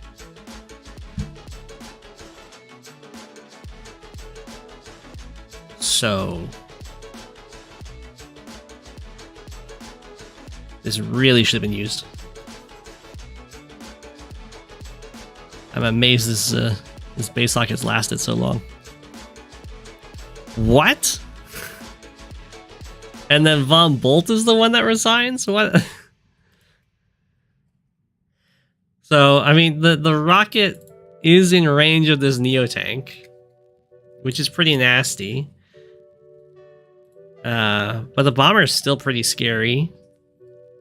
The base is still technically locked. The airport's locked.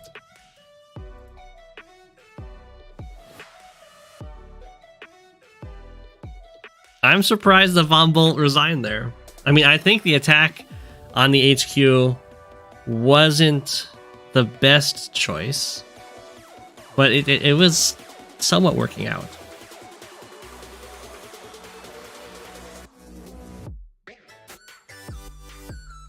The VB was running out of steam. Yeah. I mean, attacking into the indirects like this hurts a lot. The base was going to get cleared. It really should have been cleared last turn.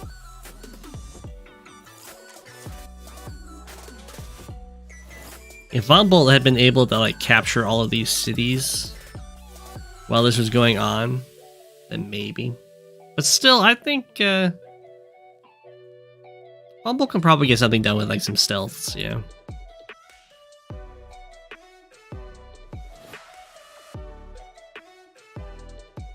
It is equal income versus Sasha. Bumble's attack is definitely getting thwarted. I guess Bumble just really didn't like that. That was wild, though.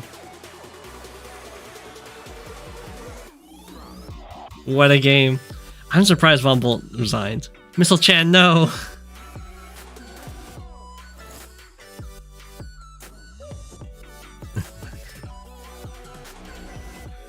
Okay, I think I will call it there. Tilt.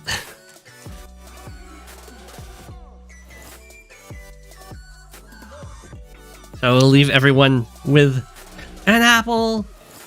0 mechs. Good night, everyone. Good night. Hope you enjoyed. And enjoy your apple.